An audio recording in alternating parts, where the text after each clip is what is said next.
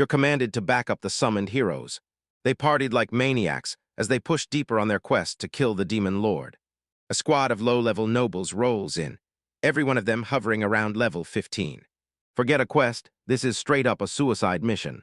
And hey, you're the new support priest stepping in for them now, who swaggeringly calls himself level 3, but that's just a cover story because your corrupt holy church tossed their most broken, max-level agent aside to scrub their mess. Meet Ares Crown, a priest of the holy church.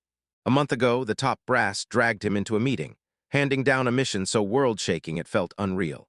The slick, self-satisfied Cardinal Cleo leans in and drops the bomb on him.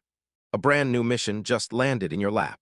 So tell me, what's this huge mission to help the brand new hero who just got summoned from another world? And smash the demon lord, Ares can barely even wrap his head around how insane this all is. He barrels into a rundown tavern to link up with that so-called hero's party. What he stumbles on, a pack of kids running around like they're living out an epic adventurer's dream. When they ask about his level, Ares doesn't even blink. He drops the simplest, most unbelievable truth on them, 3. Level 3, everybody in the party just gapes, jaws drop to the floor because a level 3 priest fighting the demon lord. They don't hesitate for a second. They toss him out of the picture. The little mage sneers at him and basically orders, "Stay out of danger, just don't get hurt." The hero, a clueless kid named Tudu, just pumps his fist like it's victory, totally clueless that his whole team is getting crushed. The others strutted and introduced themselves like they were battle-hardened veterans, even though their levels were laughably pathetic. A straight-up joke, but Ares drops his head in silence, like he's obeying God's every wish. He orders the party to press on and forge their bond, while he rushes to the church to file a quick report. The second their backs are turned, the meek priest disappears, and right in his shadow, a cold, calculating agent steps into the spotlight. He yanks out a device straight to the church's inner circle. "Operator, you there? I'm trying to reach Central, grant me the connection." The whole story clicks into place, and Ares doesn't hold back. He tears the hero's party apart. While the hero's left standing, Ares snaps back. "Your levels are way too low, because this isn't even a real party to take on the demon lord." The cardinal lays it all out, and it's even uglier than Ares ever imagined. The mage Remus, just a sheltered princess who's never survived a real fight, and yeah, she's sitting at a pathetic level 10. Swordmaster Arya, another level 10 monster, just ditched her sword style and now she's a walking liability. She's basically a total beginner. These aren't heroes at all. They're trash assigned by stupid nobles just to buy themselves glory, knowing full well they'll be thrown away. Harry's whole body just combusts into chaos. He explodes, period. Their average level is 15. This isn't a mission, it's suicide. If they aren't there, they're dead weight, and the cardinal just chuckles. He tells Ares, "Calm down, you can handle this at your level." Ares is frozen in shock, "My level. I told them I'm level 3, and the cardinal's smile hit like pure poison. He lays down the cold, brutal truth. This party is hanging by a thread. Their confidence is wiped out, and now they're hunting for a scapegoat. They pick a low-level priest, point the finger at him, sneer down like they're better, and then, right when they need a scapegoat, Ares becomes their sacrificial lamb. He tries to argue, begging them to understand this plan is straight-up insane. But the cardinal's done playing. He snaps the connection off, and Ares is left utterly alone. Rage blazed in his eyes like it could torch entire cities to ash. They framed him and tossed him to the wolves with a bunch of helpless kids, knowing he'd be the one to take the fall the moment they all die in a brutal horror. He knows he's a bad man at heart, and honestly, world peace doesn't even register for him. But he also knows this. If the hero stumbles, the church will shove every blame onto the healer, onto him, and demand obedience, no questions asked.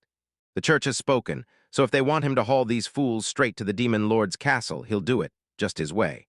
The hero's party finally assembles for the first time, and right away, something feels seriously off.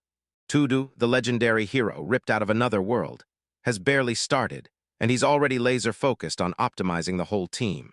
He glances at their tiny 4-person crew and snaps, "Don't you think we should grab more members? More hands means we get things done faster."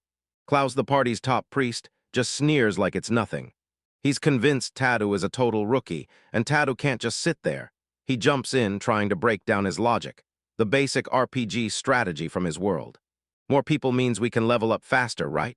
But this isn't some game. His party members just freeze and stare at him, totally lost. Experience points? What the heck are those supposed to even mean?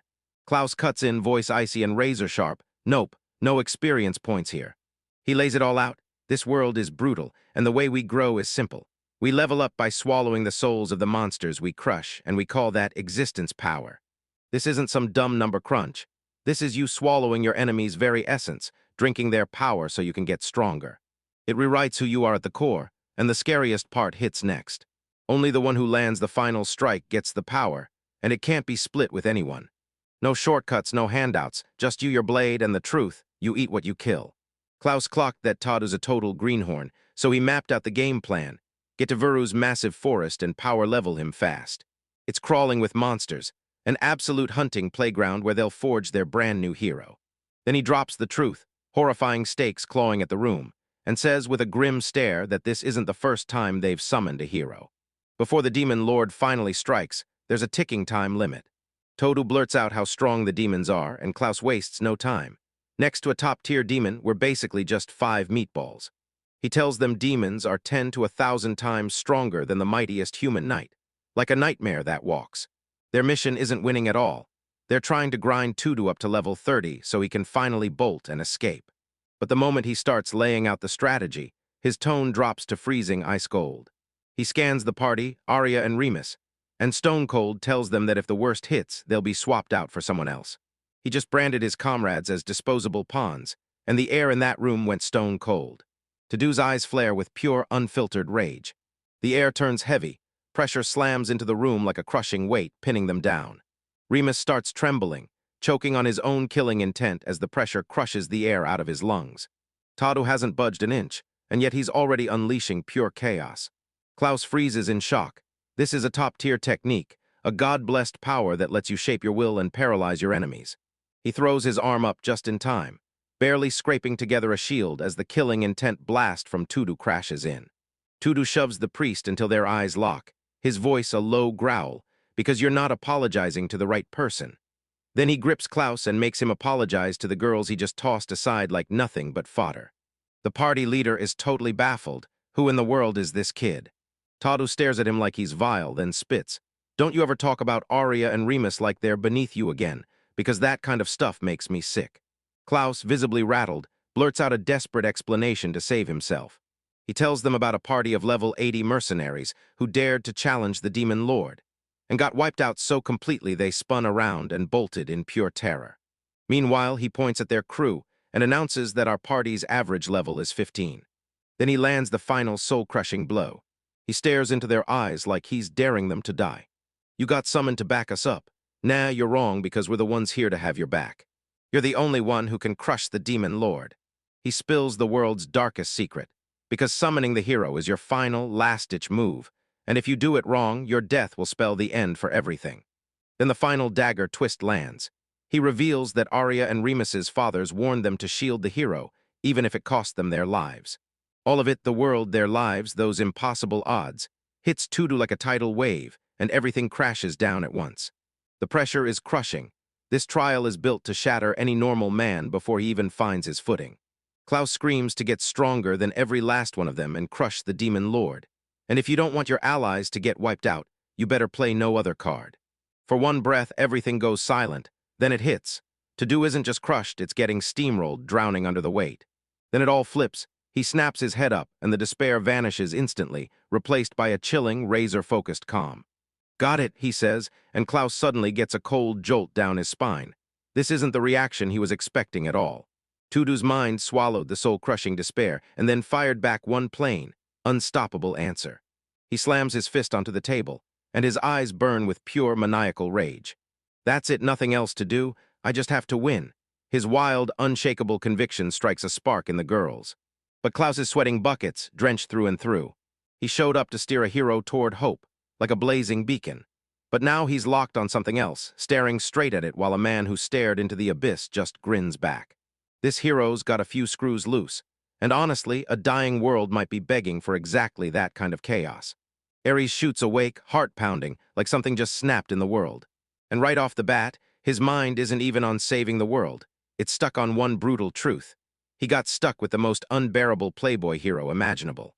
The so-called hero's party wastes no time. Right away, they start snapping at him for being late. How do you make the hero wait? They screech, and Ares, the real-deal priest, just calmly says he's finishing his morning prayers. But you can already feel the tension in the air. This party reeks of a setup. Tudu struts around like a big deal, barking for respect like he owns the place. But Ares isn't about to entertain these games. He locks eyes with the hero, pats his head like he's dealing with a kid, and flat out tells him to grow up. Fury burns in the hero's chest, but his hands are tied. Meanwhile, the party starts grumbling about the brutal road ahead. A long 5 to 6 hours by horse-drawn carriage. But Ares just smirks. "Don't worry," he says. "I already cooked up something for us." And when he finally shows what it is, it's not some random cart at all. It's a legendary class magical carriage, forged like a divine masterpiece of pure engineering. Just as the hero's party is still picking their jaws off the ground, they're already tearing down the road in full-blown luxury. Out of nowhere, goblins burst from the trees and ambush them. But just as nobody gets a sword out, the carriage snaps into action. Bolts of raw energy blast forward and melt the monsters on the spot. This isn't a vehicle, it's a rolling fortress, wired with an automated kill switch ready to wipe everything out. And where's the hero in all this chaos? He's doubled over, his face turning that sickly green. Pathetic, the legendary hero. Ares wipes him out with a slick move, and now he's forced to burn a healing spell just to shut him up. What an insane way to kick off saving the world. They smash into the village, and the chief steps forward to greet the holy brave. Right before they step into that monster-choked forest, Ares spots a deadly crack in their plan, and whips around to the royal mage, Remus, the girl from a legendary bloodline of elementalists. "So you're the one who specializes in fire, huh?" he asks. "Don't light that in the forest. One spark and we'll unleash a wildfire we can't stop." She gapes at him, completely stunned, then blurt, "Wait, so how am I supposed to fight?" Ares is totally lost, so just grab another spirit, anyone will do. Water, wind, whatever's closest. Her answer hits like a meteor, mind-blowing. I don't have any others." Suddenly the air turns ice cold. And a direct descendant of a god-tier duke, blessed by the spirits since birth, she can only use one element. Ares totally snaps, "Are you kidding me?" And he roars as he snatches her. "I'm not here to babysit some one-trick mess. You're a complete failure." He absolutely obliterates her with words right in front of everyone, and the truth hits like a thunderclap, turning their main damage dealer into dead weight just when the next mission is about to start. Rage spilling out, furious, Ares storms swept in to cool his head. This isn't funny anymore. He wastes no time and calls his superior, the cardinal, straight away. "This mission's a total bust," he reports, "and that mage is nothing but a liability. I need a replacement, and I need it now." But the cardinal's answer is pure doom. No mercy, no replacements, just a death sentence. And then he drops an even nastier bomb, right after saying, "Your average level is 15, good luck surviving that." He's been tossed into a world-ending quest with a bunch of clueless newbies, and Ares instantly clocks the trap. This isn't a mission, it's a suicide squad, and somehow he's the only one left who can get them through. He demands to know if this is a command from his very own god, and the cardinal confirms it without hesitation. With no other option, Ares snaps and curses his own deity under his breath. He's trapped, chained to a useless hero, and a mage whose one spell could torch the entire forest to ashes. Now it's all on him. He's got to figure out how to level up these dead weights and somehow force the mage to summon a brand new spirit from nothing. Get ready, your brain is about to explode. Our hero isn't a hero anymore. He's the bossing around guy telling the real hero what to do, while this so-called legendary brave just basks in all the praise from these totally starstruck villagers. A fresh nightmare slams onto their doorstep. Some local chief is practically on his knees, groveling and begging the hero to rescue them from a monster. But now, his senses are screaming at the top of their lungs. Yeah, something's seriously wrong, and this whole mess just reeks. The hero's party hears the target is a gray shell plant, and instantly laughs it off as nothing but some giant, pathetic weed. Now he gets it, this isn't a plant, it's a dragon. The others start crunching party levels, and they're basically freaking out. Like, a 6-man squad of level 50s is gonna get torn apart. They stare at their brave hero, begging him to puff up his chest and take on the challenge head first. And just like that, it slices straight through the chaos. "I'm done with this." Everything goes dead quiet, and the hero just freezes in stunned disbelief. Now doesn't even blink. This small fry gets nothing from us, and we don't have time to waste. I won't let the hero mess up his worth. Ice-cold focus, calculated violence, pure savage. He spells it out for the clueless. Yeah, the hero's only level 15, and facing a dragon is basically a suicide run.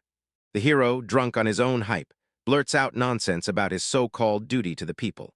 I'm the hero, he declares with pure confidence. Your patience is snapping right now, because your only job is to crush the demon lord, nothing else. Stop wasting time on random nonsense. Then boom, the ultimate power move hits. He snatches the stunned hero right in his grip. Trust him, Ares' companion screams too late. Ares has already made up his mind. He whips around to the village chief. If that gray shell is gone, then the whole problem's solved, right? He snaps at the hero to get lost, then declares he's taking over from here. Now tightens his fist and makes a vow. I'll smash every obstacle standing between us. This isn't a party anymore, it's the big show now. He strides right into the local den of wolves, the mercenary guild. A blood-soaked den packed with grizzled, top-tier killers. He spots the toughest-looking hunter and slams a monster subjugation demand on the table, done by tomorrow morning. The hunter smirks like he already knows exactly how this ends. Now he points at the target and names it, Grayshell Plant. The whole tavern explodes into wild laughter. A cocky mercenary steps right up and snarls, "Go home, priest, ain't nobody here would ever accept that." Big mistake, now he just lifts his hand. A pillar of divine light blasts from his palm. One god-tier healing spell so powerful it cleans the filthy tavern air on the spot, and the whole room of killers just goes still, mugs hovering mid-sip as their jaws drop. They've never witnessed magic like this. Now that he's got their full attention, he lays down his demands. I'm hunting someone with the Dragon Slayer title. And if you're the one, you don't just earn a reward, you get to keep the entire dragon corpse. Skin becomes god-tier armor, bones turn into legendary weapons, organs fetch priceless medicine. Then it all hits like a jackpot bigger than they ever dared to dream. The mercenaries stand there stunned. The risks are absolutely wild, but the payoff will reshape the whole world. They've learned the hard truth. Skill won't carry you by itself out there. You need luck too. And now I'm about to hand them a miracle. Are you joining in? The hunter fires back. He just scoffs. Relax, I'll burn every buff I won't even need. My buffs last 10 solid hours. That's a huge difference. He's not here to help. He's offering to turn them into living gods for a full half day, and that's literally all it takes. The guild's strongest party, the average level 15, snaps to their feet right away. Then we'll accept your request. They step in, throwing down their names like badges, an elite crew of specialists ready to take over. The leader Thomas stares at Na, awestruck and wary all at once. What in God's name brings a servant like you here? Na answers with ice in her voice. I'm still deciding whether I should retire or not. Absolute legend. With the cleanup crew hired, Na knows he has to sprint back fast, before the hero goes and does something reckless. He barges back into the inn. He shows up to find his party waiting and they pounce with, "So how'd the negotiation go?" Now keeps it cool and says, "It went well." Then he smirks by morning they'll have it fully under their thumb. He casually lets slip that he hired a squad of level 40 monsters, and then he turbocharged them until they wiped everything off the map. Their own party can't stomach what they just heard. He outsourced the hero's job. But this is only the warm-up. He whips around to the party's elementalist, Remus, and says, "You want to know what's next?" Her eyes narrow, and then he reveals a revolver in his hand. He coolly breaks down how gunpowder and bullets work for people who have only ever dreamed in swords and sorcery. Remus is shaking with horror, and she blurts, "I'm a mage." Now I cut her off. "You're a fire mage in a forest, right? Do you really want to be the laughingstock who accidentally burns down a legendary leveling spot?" He orders her to forge a contract with the brand new spirit. The others jump in to shield her, but Nuz already locked onto the next battle. "I can mend nearly any injury that won't kill you, so you don't have to be scared." He's already seen the worst-case scenario in his head, and he built the plan around it, just in case they fail. When they shove the word burden at Remus, she just blurts out, "What can I do?" Like it's that easy, build a fire, cool, done. Then he slams in the final checkmate, "Game over. So tell me, have you stocked up on supplies and do you have medicinal herbs?" Humbled at last, the hero Tudu blurts out, "Can I learn Holy Dre?" Now cuts through the rumors and says, "It's not magic. It's a miracle, a blessing the gods handed down, and it's only got a home in heroes and priests." Then comes the moment that flips the whole world, when the legendary hero, the chosen one meant to save everything, locks eyes with his priest, drowning in desperation. "Tell me, will you teach me?" For a split second, he's completely stunned. No words come out. Not even he saw the hero going this far. He just surrendered so completely that it left him stunned. And just like that, the whole power dynamic flips forever. Now the priest stands on top, and the hero is reduced to his student, because this journey isn't about saving the world anymore. Our hero's party finally crashes into the next town, and they look exactly like a bunch of lost kids. They slip through the gates of a fortress built to bar monsters out, and cage mortals in. This is their new life now, a brutal world caged in walls and drenched in war. Ares, the party's priest, starts eyeing them like a battle scout. So, he says, have any of you ever fought a monster before? Now this cool-headed guy just goes, yeah, I have. And the girls admit they only managed the final blows, while Ares flashes that smug grin and talks down to them like they're clueless students. Then he starts explaining about this country. Right then, a cart clattered past, hauling the corpse of a colossal beast like it was nothing. It's massive, an absolute mountain of claws and armored scales, and he can't stop staring, muttering that monsters like this really exist, with a raw hint of awe in his voice. Ares just scoffs, pure arrogance dripping off every word, telling us, relax, those like him won't show up where we're going, but that guy, he's a massive catch. A hulking adventurer throws back a loud laugh at them, like he can already see these kids walking straight into their own deaths. Ares shuts him down cold, his face pure ice. That's it. Our business ends here, he growls, and he dismisses the guy like he's nothing. Now he glares at the dead monster, fire blazing in his eyes. Deep down, he knows he has to be able to beat anything like that. And when Ares confirms it, his voice cuts like ice. Because that's why you were dragged into this world, Sugu, to do what comes next. No pressure, just the fate of the entire world sitting on your shoulders. Later in the carriage, the party's internal chaos finally erupts. Ares lunges for the princess's hands on the reins, and she instantly snaps, completely flipping out. He says it's all to save her precious mana, but the moment he explains it, he drops a total bombshell. And then there's Arya, the other hero. She has absolutely zero magic power, like none at all. Zilch. The rest of the party is stunned. A hero with 0 MP? How is she even supposed to fight? It feels like a death sentence. And while Summa, the other summoned hero, just watches, he's practically drooling at the idea of her being completely useless. Ares tells her a workaround. A crystal ball that can hold her MP. Really, it's just a fancy battery that has to be recharged non-stop. A dark, grim shadow hangs over everything, and you can feel it in the air. The princess is seething, as she finally spots the one deadly flaw in their party plan. But Ares basically tells her to suck it up and stop whining. He's teaching her how to steer, and then, boom, we get hit with a nightmare. It's only been 15 days since they were summoned, and they've got just 17 days left before the demons finally notice them. Tick-tock, right on schedule, the forest bursts to life. A monstrous, twisted thing made of wood and pure rage tears up out of the ground. But before anyone can even open their mouth to scream, everything turns into a dizzying blur of pure motion. With one smooth, brutal swing, he cuts the beast apart cleanly in two, revealing the so-called priest Ares. He just stands there, blade buzzing like it barely moved, like he swatted a fly. And the whole party stares in total awe, praising the insane swordsmanship like it's the best they've ever seen. Ares leans in and asks if he's tired, and now fires back with a legendary answer. Nope, this was my first time ever holding a sword after getting summoned here, and honestly, it's way easier than I thought. Hold up, he's never been trained a day in his life, and somehow he's a full-blown natural, a prodigy of violence. Ares, head spinning as he scrambles to check what's going on right now. He blurts out that he has to touch him right now to check his EXP. Now hesitates for a heartbeat, then agrees fast. Ares plants a hand on Now's forehead and intones, "Bless of AZ greed." A blinding burst of golden light explodes out of nowhere. Ares stumbles backward, staring like he just saw the impossible, pure shock plastered across his face. He can't process it, and then he finally manages. You've got enough EXP to level up now. His voice shakes as the words leave him. Everyone's baffled. There's no way the church would dump a low-level priest in there who can't even pull off a basic ceremony right.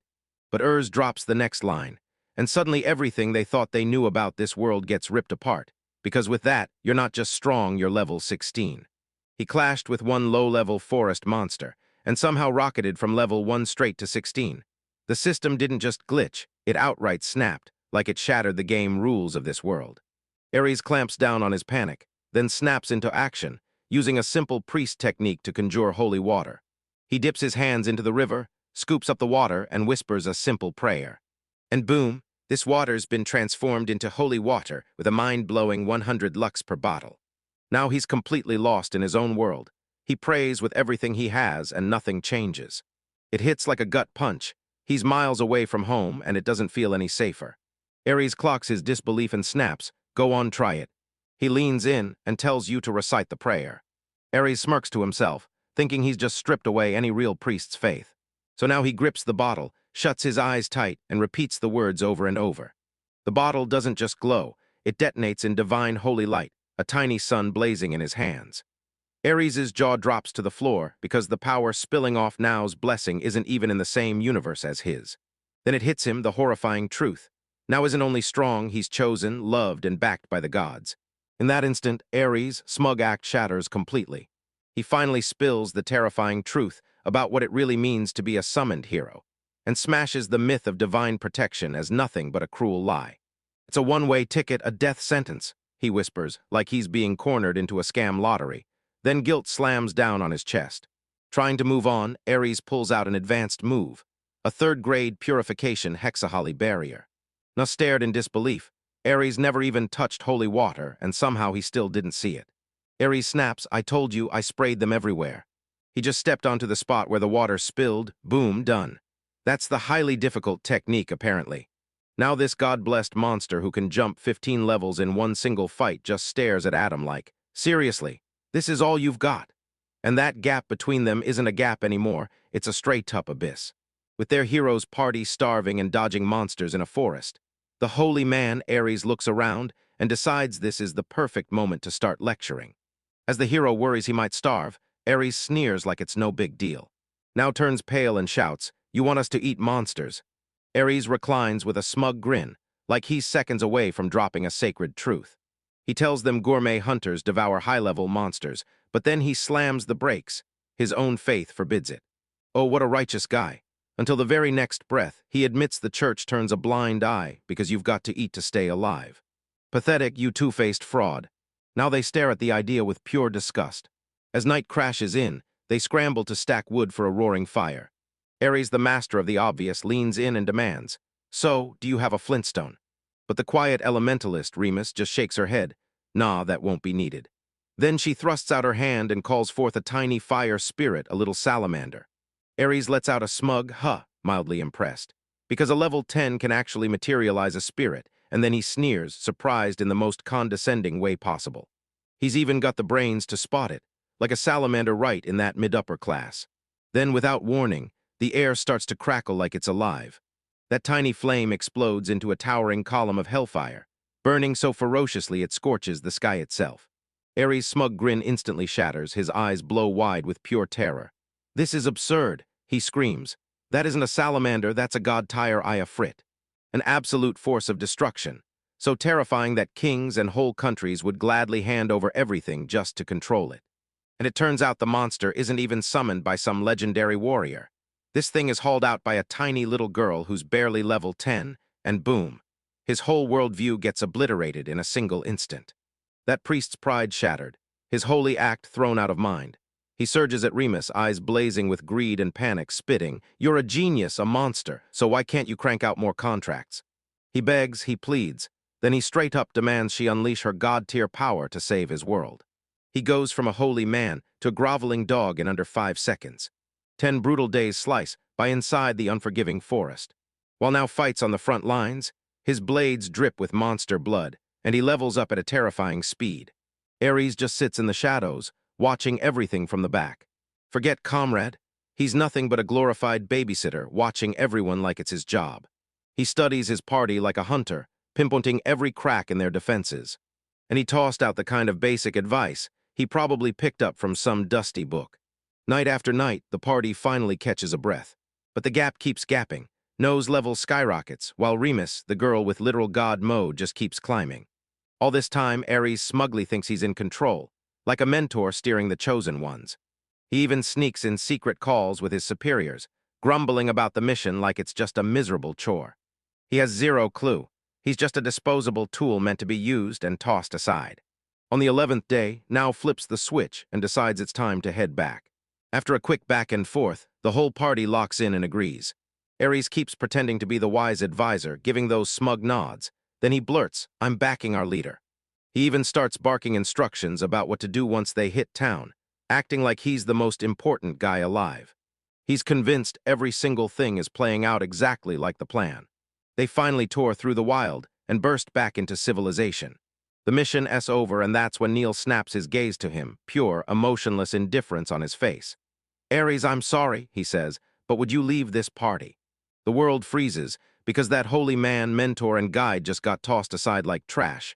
Every scheme, every last bit of arrogance wiped out by one cold sentence. The shock hits, then it detonates into pure, burning rage. You think you've seen betrayal? Wait till you meet Ares. A loyal priest who lives to back the hero and save the world, only to get tossed aside like trash, and the moment it happens, rage detonates instantly. A white-hot blast of pure fury ripping through the empty streets. This isn't the sob of a busted soul, it's a full-on declaration of war. He yells into the comms, and his voice snaps and shatters with pure, furious rage. Operator, I need you to tell Cardinal Cleo. Our whole squad got thrown out of the hero's party. The Cardinal on the other end doesn't even flinch. Just a cold voice cuts in, apologizing to Ares and straight up branding the hero a playboy. And that's when it hits. You watch the hero, Neatsugu, lock eyes with Ares and snap right to her face. His reason, pure, arrogant poison. Because you're no longer needed, the little punk sneers. Some poor fool thinks swapping in for Ares makes him a genius, but his logic is downright pathetic. He bickers nonstop and whines like a spoiled brat who just won't stop. He even has the nerve to claim he can't play both healer and attacker because it's too hard. That's not what heroes are meant to carry. That kind of burden isn't their job. Now Ares throws himself in front of the truth, begging him to listen, because this crushing burden is going to drain him, and it won't be cheap. And it would shred their leveling speed to the bone, turning it into a deadly weakness. But the hero's decision is locked in, no turning back. Why are they doing this? What's the big no-joke strategy behind a move this unhinged? With a smug grin, the hero finally owns it. Yeah, I told the party to be made up of only women. He ripped away their most crucial support without a second thought. Because he's got a thing for women. He's not trying to save the world at all. He's hunting a harem, and even after getting betrayed for that pathetic excuse, he still keeps going. He lays down two brutal conditions for the fool. First, you've got to swap in a brand new priest right now, because one healer missing and your party is getting wiped out for sure. This isn't kindness at all. With a heart full of devotion, Ares calls it faith. He even hands the party his portion of the money, urging them to spend it on gear for the brand new priest. As he strides off, he drops his second chilling condition, ice cold and deadly serious. Ice cold in his eyes, now listen close, you'd better crush the demon lord. Seated alone in that tavern, the fury finally hits him, hard like a wave crashing in. Ares chugs the drink in one violent gulp, and the bitter taste of betrayal hits like a punch. But he won't stay alone for long. Right then, a message blasts through the device. It's from a guy named Cleo, his boss, the one who acts like he already knows everything.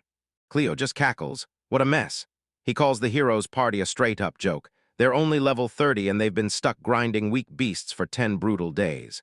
With no healer in sight, they grind to a total, unstoppable halt. Ares thinks the mission is finally over, then Cleo drops a brutal bombshell. You haven't finished yet. The church isn't sending a replacement. This isn't a backup plan, it's a straight-up trial. Getting kicked out of the party? Great, still none of it changes a thing. Cleo snaps his mind to the true order like it's the only thing that matters. It was never about joining the hero's party. It was all about backing him up and smashing the demon lord, no matter what. This is just business. One temporary loss doesn't mean anything. Cleo is downright ruthless. She basically spits. If this hero flops, we'll just drag in another. Ares isn't done yet. His mission has only just kicked off, and it's about to get wild. It slams into him like a thunderclap. Cleo knew, and so did he. He'd already clocked the hero as a total, pathetic degenerate, one who'd beg for a female priest. He deliberately tossed an amateur mage and a sword's master into the situation. It was a total setup. Cleo wears a cold, calculating mask, and your mission just kicked off. Whether you're inside the party or outside, it changes nothing now. Support Sugu and don't hold back because you're here to defeat the demon lord. Ares is boiling with rage, trapped like a pawn in a game he never once chose to play. Cleo spots his boiling frustration and jumps in. He promises support by sending a priest to back him up. But Ares snaps, finally fed up with being played like a puppet, and he roars, "Get the hell out of here." He draws in a breath, and the rage hardens into stone-cold resolve. He's going to smash through this, and he'll make this mission succeed, no matter what it costs. From the shadows, he'll step in with the exact support the pathetic hero needs to steal the win. The very next day, Ares slips into a crowded street and waits like he's about to strike. How's he even supposed to spot the one Cleo sent in this packed sea of people? Suddenly, a quiet voice snaps his name into the air. He whips around to find a girl standing there with a deadpan face. "I'm from the Asgreed Church, General Magic Division," she declares, and then Amelia Norman under Cardinal Cleo's direct orders. "I'm right here with you, so you don't face this alone." She's not a priestess at all, just some random woman they snatched off the street. Ares is absolutely seething. He needs a real healer for a party of clueless idiots, and they shove him a total nobody. He can't believe how brutally stupid the church bureaucracy is. Amelia, this girl, just glares at him like he's not even there, utterly oblivious. And Ares just stares, jaw dropped. Are you serious? He can't let this slide. He yanks out his communicator and looks ready to rip into whoever's behind this. He finally gets patched through to the church's main division, but it's definitely not the person he usually deals with. It's this brand new girl, Stefan Bronnet. Ares has zero patience for small talk. He snaps that everything's too inefficient, muttering demands that someone connect him to the big boss, Cardinal Cleo. The Cardinal grabs it like he's completely unbothered. But Ares won't hear it. He shuts it down fast, saying, "The woman you sent isn't a priest. She doesn't have the symbol." He even blurts out the obvious like it's news. So I'm like, wait, aren't you done investing in the hero's party now? But the Cardinal just dismisses it. Ask her yourself, he says, smug as can be, like he's got the answers to everything. And get this, he even dares to claim he had high hopes for Ares. Ares is trying to stay the only sane one in this chaos, and he points to the real pick. Stefan Bronnet, the youngest operator ever, a total prodigy with holy power that's absolutely out of control. Come on, there's no way she wouldn't crush some random girl, right? The Cardinal smirks right through the call, like he knows you'll refuse the other option. Then he drops a name so cursed that Ares' blood turns to ice. A name hissed through trembling lips, Mad Eater, and everyone feared it like a curse. Ares recognizes that name instantly. Gregory Regens is a straight-up lunatic. He doesn't know any magic except the most vile, offensive, holy spells. That brutal one-man wrecking crew. He's been pushing to boot them out of the crusade for years. The Cardinal basically gives him an ultimatum. Either the girl I sent or the madman, pick your poison. Ares clenches his teeth, crushed. Then the Cardinal twists the blade, right when you think you're safe. You demand, why did I send her? And he answers with a wicked grin curling in his voice. Because I sent her to mess up Opesu. Ares freezes as the Cardinal drops the final mind-shattering truth. That prodigy operator he just pitched, Stefan Bronnet. That's Amelia's real name, and he got completely played. The Cardinal turned his own logic against him, hung up on the spot, and left Ares howling into a ticking deadline. Ares whirled back to Amelia, and his mind was sprinting a mile a minute. It all finally clicks. She's not some random girl. It's Amelia Norman, the former operator he knew. He asks her level like he's expecting a miracle, or nothing at all. Then she replies, calm as ever, level 55. Ares is absolutely stunned, because for an office worker, he's straight up monstrous. And in that exact moment, the whole plan flips on its head. Then a wicked, brilliant idea sparks to life in his mind. She's not a priest, perfect, she's a spy, and I'm already on edge. The Cardinal didn't send him a healer. He dispatched a secret weapon in plain sight. Ares stares down the entire chessboard, and there's no mistake in it. That's a god-tier play right there. Her weak combat power is a hidden gift. It means he can vanish into the shadows and do whatever he wants without anyone stopping him. A chilling, slow grin creeps across his face, like a predator savoring the moment, and it feels like Lady Luck is smiling right at me. He hears the hero's party just hauled in a dragon subjugation quest. Yeah, right now, the absolute morons are at it again. They're barreling down a highway to hell, and Ares is seconds away from turning into the shadowy savior. He whips around to Amelia, his eyes burning with pure genius. Amelia, he blurts, I've got a plan, listen to me. He lays out the master stroke, and they've got to move fast before the hero wipes himself out. Ares jabs a finger at her, his voice cracking like command. Amelia, you're joining Tudu's party as a priest. You back them up and you feed me every piece of information. This is it, the perfect infiltration, the ultimate checkmate against both the hero and the Cardinal. And Amelia just stares at him with dead eyes and says, Ares' whole world collapses in an instant, and his jaw drops to the floor from raw, unfiltered shock. All 5 of his 5D chests, all that master planning, obliterated by 2 stupid little words. Our boy Ares just got betrayed and kicked out of the hero's party like trash from yesterday. You think he's crying? Begging? Nah. He's in a tavern, and his brain is spinning at 1,000,000 miles an hour. Suddenly, a mysterious priestess slides into the seat across from him, locks eyes like she owns the room, and keeps her face perfectly unreadable. And she hits him with one simple question that flips the whole story. Why? Why did the hero pick those girls for his party? Ares' eyes narrow as he grinds through the same question nonstop, like it's stuck in his teeth, and nothing about it is adding up. The kingdom sent 2 noble daughters to tag along with the hero, Tudu, and yeah, they've got potential.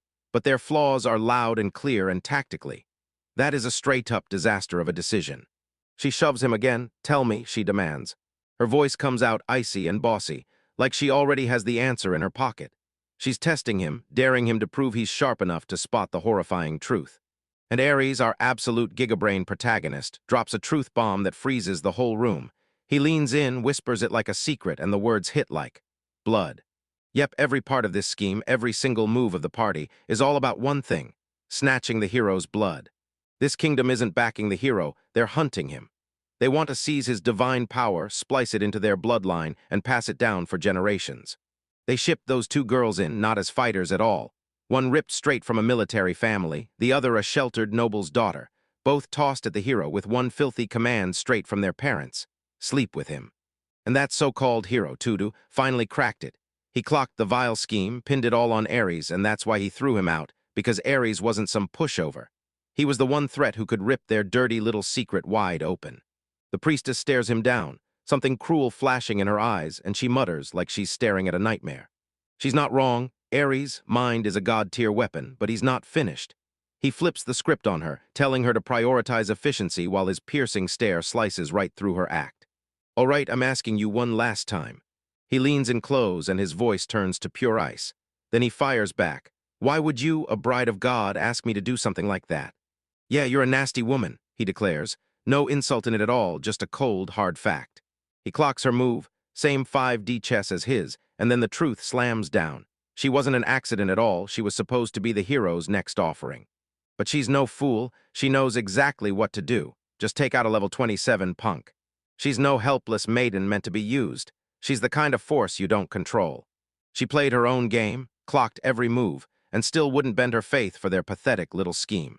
She just had one job: slip into the party like clockwork under the cardinal's orders. No questions, no extra mission, nothing more.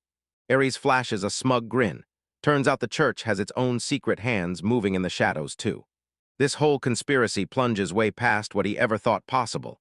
Because the cardinal who sent her isn't just dangerous, he's ruthless, and he'll do anything to get what he wants. Then she drops another bomb. "So what are you capable of?" Ares demands, and her reply fries his brain. "Cleaning, laundry, cooking. She can't do a single one. I can handle combat with holy magic, that intermediate stuff, but monsters still scare the life out of me. She's totally useless at parties, yeah. But she's got guts, and she's more scared of humans than monsters, and in this rotten world, that kind of fear is real wisdom." Ares smirks. "This is exactly right. Since you're not jumping into the hero's party, let's shadow them instead."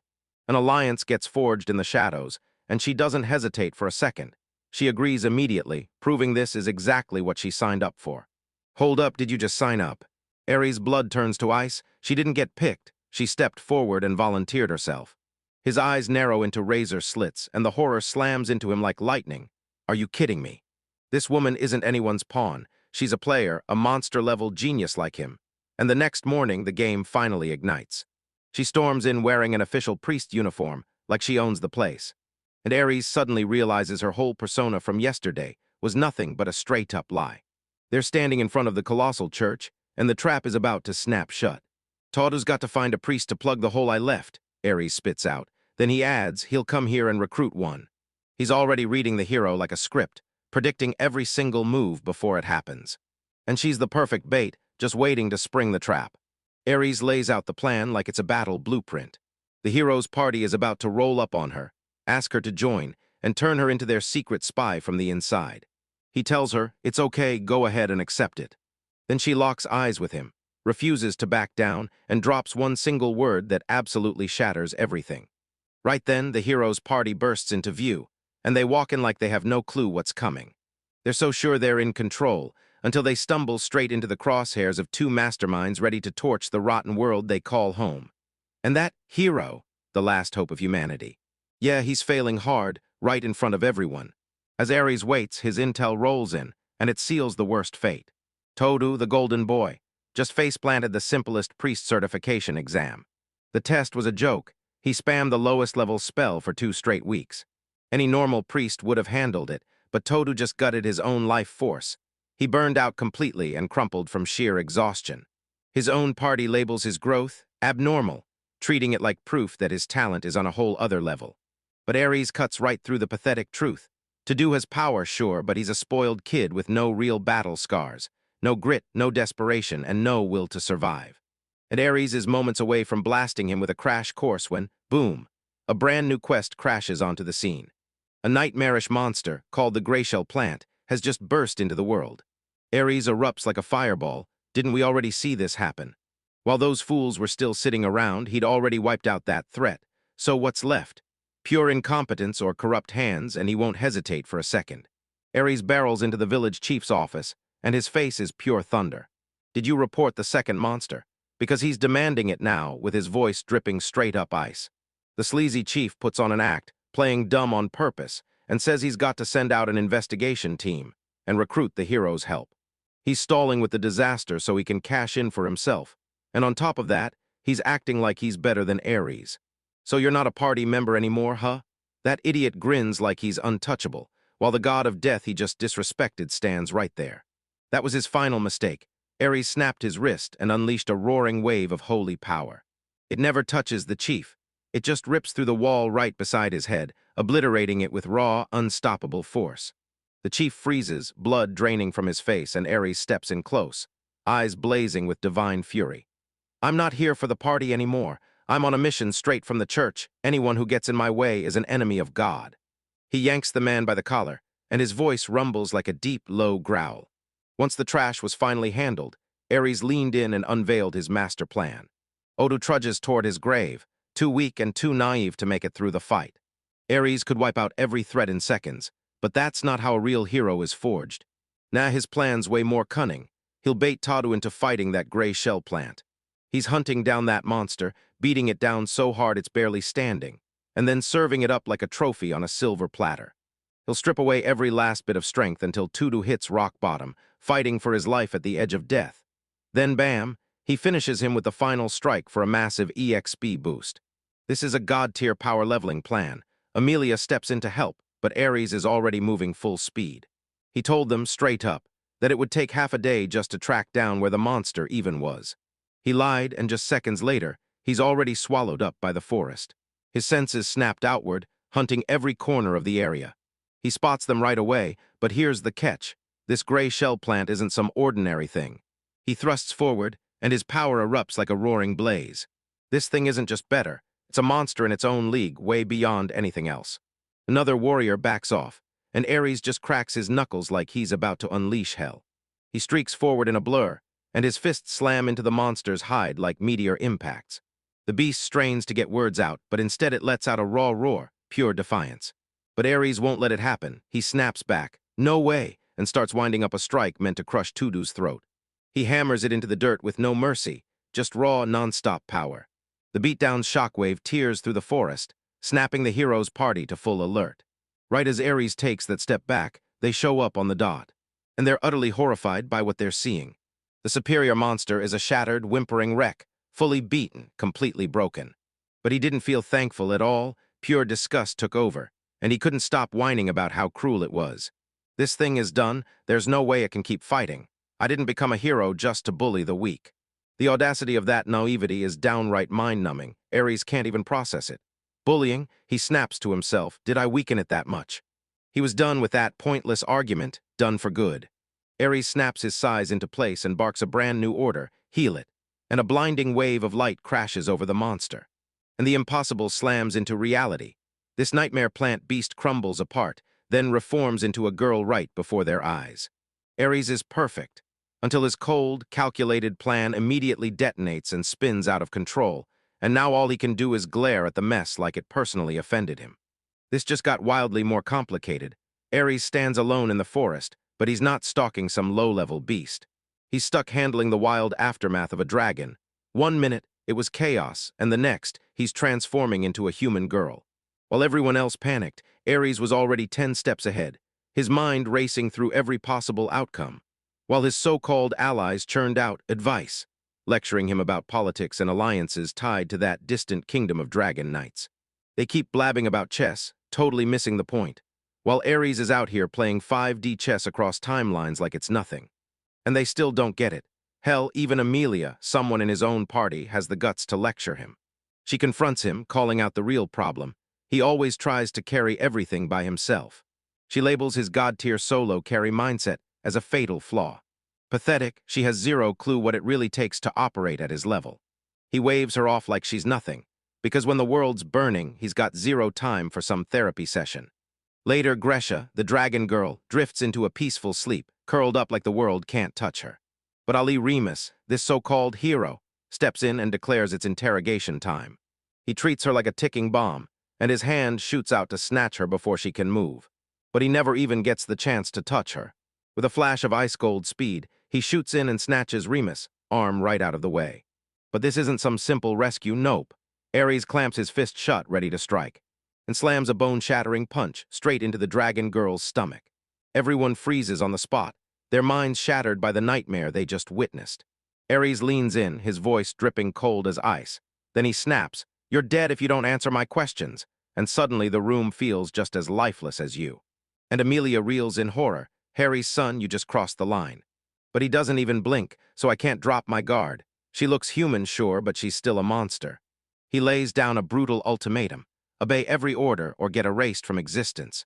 Tears streak down her face as she nods. She signs, and that contract is forged in raw fear and ruthless power. With his new pet finally secured, Ares bears the real truth. Dragons aren't just panicking for nothing. A demon has slipped into the forest.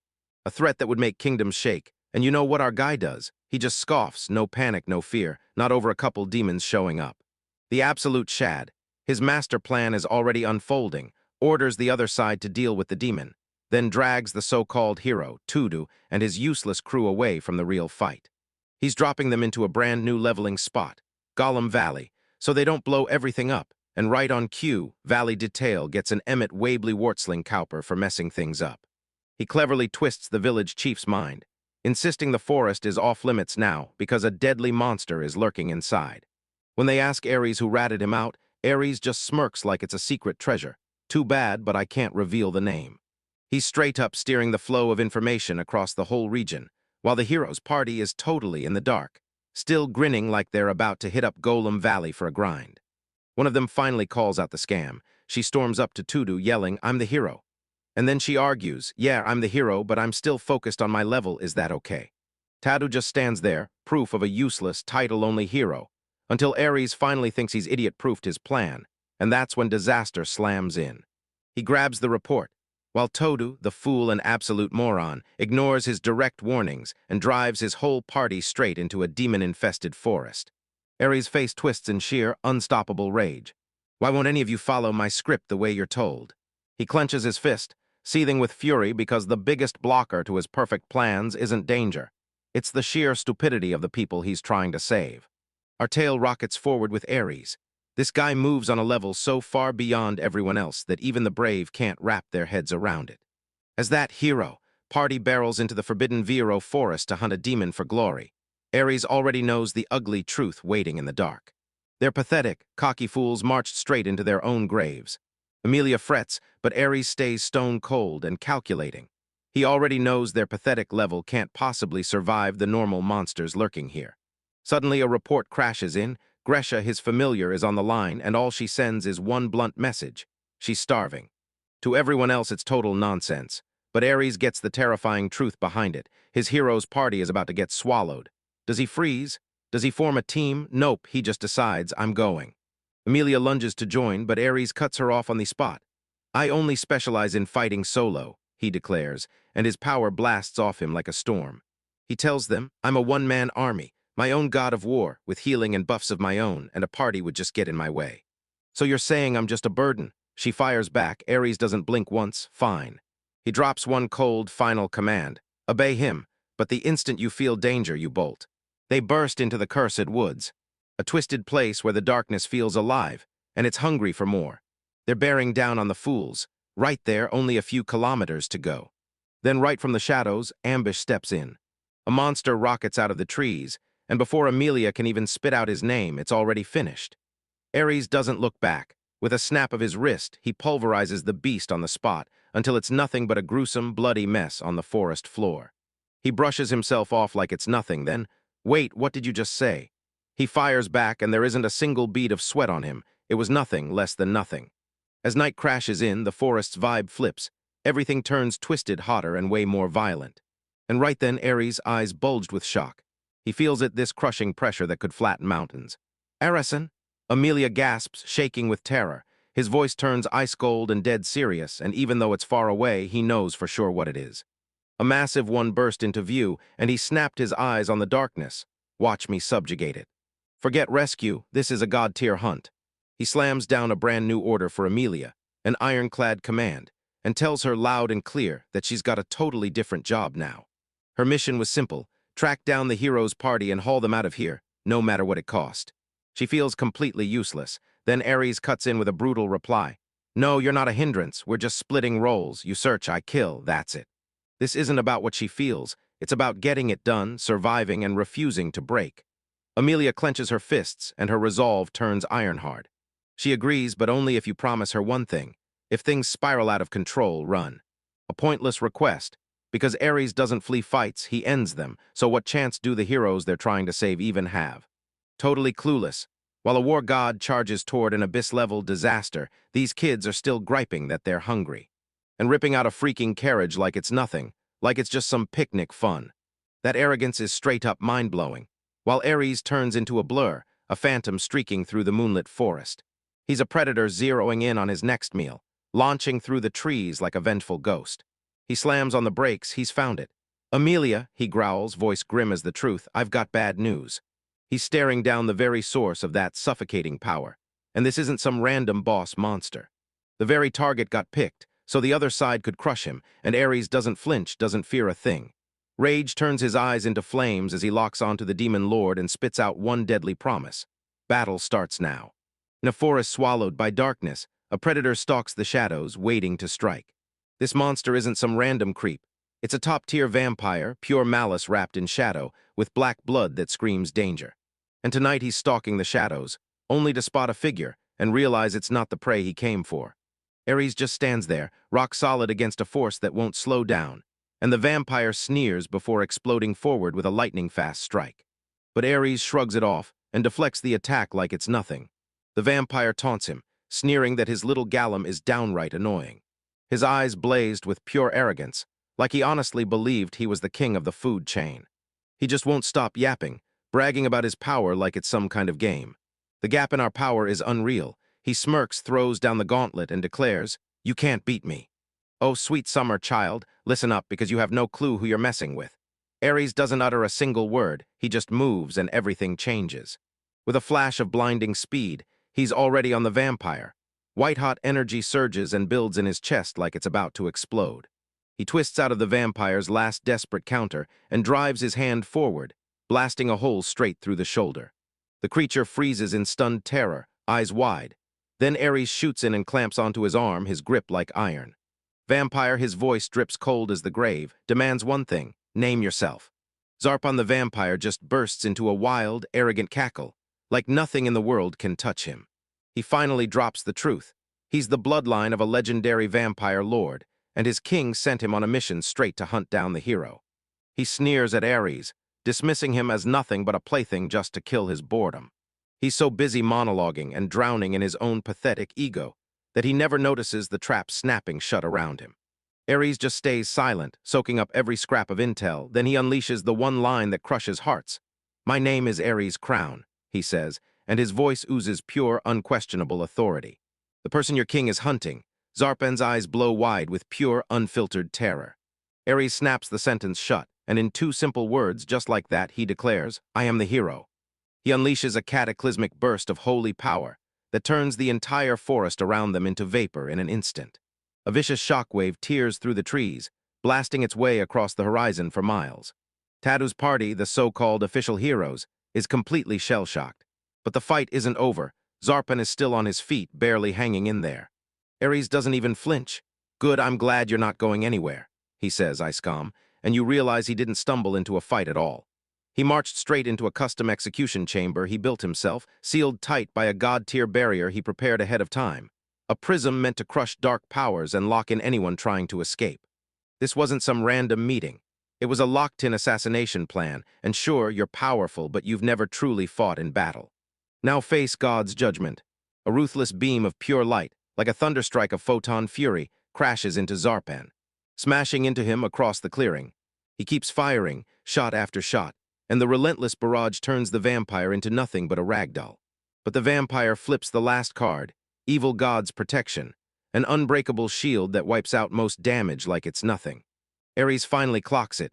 He's already racked up so much damage that it would have killed him 3 times over. Zarpin lets out a laugh, smugly thinking he's untouchable. What a pathetic joke he just threw. But Ares' smile is downright terrifying, like the whole room agrees on it, and he even says, "That's just how it is. Me, I'm a healer." The vampires get dragged into chaos and confusion. Then you step in and realize you're the monster. Ares leans in, eyes blazing with terrifying power. "I'm going to keep killing you until you're dead." Right when the final blow is about to hit, that hero party trips straight into the barrier and Ares' focus shatters. Tadu the fool tries to play the hero, then yells straight from behind you. Ares doesn't even turn. He just fires off another judgment ray, wipes out the monster Tudu was barely holding back, and snaps at him to stay out of his business. But the damage is already done. Tudu, blinded by pure stupidity, snatches the mace that's been acting as the prism's catalyst. Ares' eyes snap wide with rage, so there it is. Fish hands over Wenjulet and Tongramadine, Vaximadine, Vaximper. But it's too late, boom. The barrier shatters into nothing. Zarpin's free. His wounds knit back together in a blink, and when the full moon hits, his power surges right back. Man, it must be brutal living with a dumb friend. He goes around mocking people non-stop. He thinks he's got the upper hand, like Ares already blew his one shot. The moment hits, he throws his declaration down and announces it's time for round 2. Ares just sighs up, "Are you stupid? Run now, vampire," but Zarpin won't back down. And that was the last mistake he'd ever get to make. Ares shot forward in a blur, and this time the dagger was gone. He was gripping a mace instead. He has to use a mace, he thinks. Then he swings once and caves the vampire's face in with sheer brutality. Blood erupts everywhere, splattering the scene in an instant. Zarpin is shaking with horror. He could have escaped, so why is Ares just toying with him? It feels like something yanking his life force right out of his body, like the energy is being sucked away. Ares doesn't just take him out, he drains his power into himself. In a last-ditch gamble, Zarpin shatters into a monstrous bat, flapping toward freedom as he tries to escape the end. But Ares is lightning fast. He springs into the air and slams the beast down to earth, ripping its wings to bloody shreds. He touches down, taunting that shattered beast. "If there's honor in your ancestors' blood, then come at me with everything you've got." The vampire finally throws in the towel. But he swears he'll be back for revenge. Ares just laughs it off, and you're left thinking, is this really my next shot? With a final, unhinged cackle, Zarpin kicks off his own self-destruction, blasting himself into a massive explosion meant to drag everyone down with him. Tudu shrieks in pure terror, but Ares just shot his hand up, World Sanctuary. A blazing dome of golden light seals the explosion in place. Then the whole blast collapses inward and disappears into nothingness. When the dust finally clears, Ares is still standing, untouched, unmarked, and perfectly fine. He just rescued those idiots who nearly got him killed, then wiped out a high-ranking vampire like it was no big deal. Just another Tuesday. He marches back to his superior, dead calm, and drops "Mission accomplished," already gearing up for the next phase. Taking on the demon lord Kronos himself. A true professional, pure skill, zero hesitation. Meanwhile, the hero party falls apart in real time, and it hits them hard. Every last one of them feels completely useless. But the real nightmare isn't their weakness. It's that her holy armor is choking her now, because every level up keeps swelling her bust until the armor can't fit anymore. While the real hero is out there saving the world, the fake one is falling apart, sobbing because she can't squeeze into her bra. They burst into a dusty stash of mummies and get completely wiped out. One of the survivors staggers backward, her face drained of color as terror crashes over her, and she whimpers. "They wiped us all out." Ares can't believe what he's hearing, wiped out by a dungeon boss, or some legendary beast. The weakest of the weak, and Ares can't even believe it, because the incompetence is so bad it leaves him totally stunned. He swallows that brutal truth about becoming holy and brave, but the beacon of hope for humanity is still terrified of the undead. A hero terrified of ghosts? That's not bravery, it's a joke. And his companion, Amelia, can't even hide her shock because this isn't a little flaw anymore. It's a full-on disaster waiting to doom them all. How are they even meant to take down a demon lord when their top damage dealer freezes, wets himself at the sight of a skeleton? While the brave party is breaking down, drowned in their deepest fears. Ares' brain is already racing because he's not here to play therapist. He's here to win a war, and that pathetic flaw in his main weapon is gonna get fixed, right now. He stares at Amelia, eyes blazing with ice-cold rage, scared of them. That's the excuse. They say the word hero is built from bravery, so where the hell did all his courage vanish to? Ares clenches his fist, like I'm supposed to swallow this. This isn't something he can shrug off. He's got to craft a plan to drag Tudu into the catacombs and make him stare down his fear, no matter how much he fights it. That's when the gears in his god-tier brain finally start grinding. Because Tudu might be a fool, but he's a fool with a full-blown hero complex, and he puts justice above everything. Ares lays down a brutal, icy plan like it's born from nightmares. If some kid vanishes in the catacombs, he growls with a dark glint in his eyes. We don't hesitate. We rush in hard and fast to snatch them back. Amelia gasps, wait, we're kidnapping a kid and tossing them into the catacombs like bait. Yeah, that's the insane part, and it gets worse, because she's already got the perfect target. A brand new priest just joined Tudu's party. Then Tudu stepped aside and boom, revealed a small child who looked sweet and harmless. Amelia grins that chilling grin and declares, she fits both, and Tudu won't be able to turn a blind eye to her. Ares just freezes in place, because this isn't a priest, not yet. But she's about to blow everything up. They beckoned the girl closer and demanded her name, Spicalor. Amelia scoots close, drops her voice to a whisper, and spills the last brutal move of the plan. We'll use this priest as bait to lure Tudu in. Ares can only lock eyes and quietly spiral into one intense thought racing through his head. You're about to see the brutal kind of strategy it takes to keep a busted hero alive. Yeah, here we go again. You think a hero is some noble warrior fighting for justice? Hold up. That dream is about to get ripped apart. When the world is drowning in chaos, they pin everything on a so-called hero named Tudu to save them. Only he's weak, pathetic, and barely holding on. So his party cooks up a plan so twisted it'll make your stomach turn. They stumble on a little orphan girl, trapped all by herself in a war-scarred world crawling with monsters. So what do? They fire off the news she's destined to be a hero's companion. But Ares clocks their filthy lies instantly, like he sees the truth right through their disgusting act. His eyes narrowed, cold fury blazing behind them. He doesn't even have to ask, it's already a done deal. Her downcast eyes scream the whole story. Amelia, the hero's strategist, straight up admits she's using people like disposable pawns. She even went to an orphanage and picked a kid purely based on. Ares can't believe how stupid this is, so you don't even bother judging their talents. He snorts like it's the dumbest thing he's ever heard. This isn't a party, it's a suicide squad, and that little girl is the first sacrifice. Amelia just shrugs it off, like it's somehow a gift, saying dying a dog's death is worse and this choice is the better way out. The priest at the church just nods like he's listening, then blurts out this wild nonsense about finding faith in death. Ares is completely spiraling. He lays out the cold, hard facts. 8 out of 10 don't make it, and no, it's worse. She's got a 99.9% chance of dying halfway through. They decided to use the child as a battering ram against the demon lord's troops, where even seasoned soldiers got erased. Their logic was simple. The hero's level is too low, so maybe watching this girl get killed will spark a desperate faith boost. Ares' face twists with disgust, because he actually has morals and he refuses to send a child straight into her doom. But then the impossible happens. The little girl, told she's headed straight to her grave, just lifts her eyes and says, I'll do my best. Ares gets completely wrecked. No games, no mercy. Because if he doesn't move now, you'll die, and he lets out a full-body scream.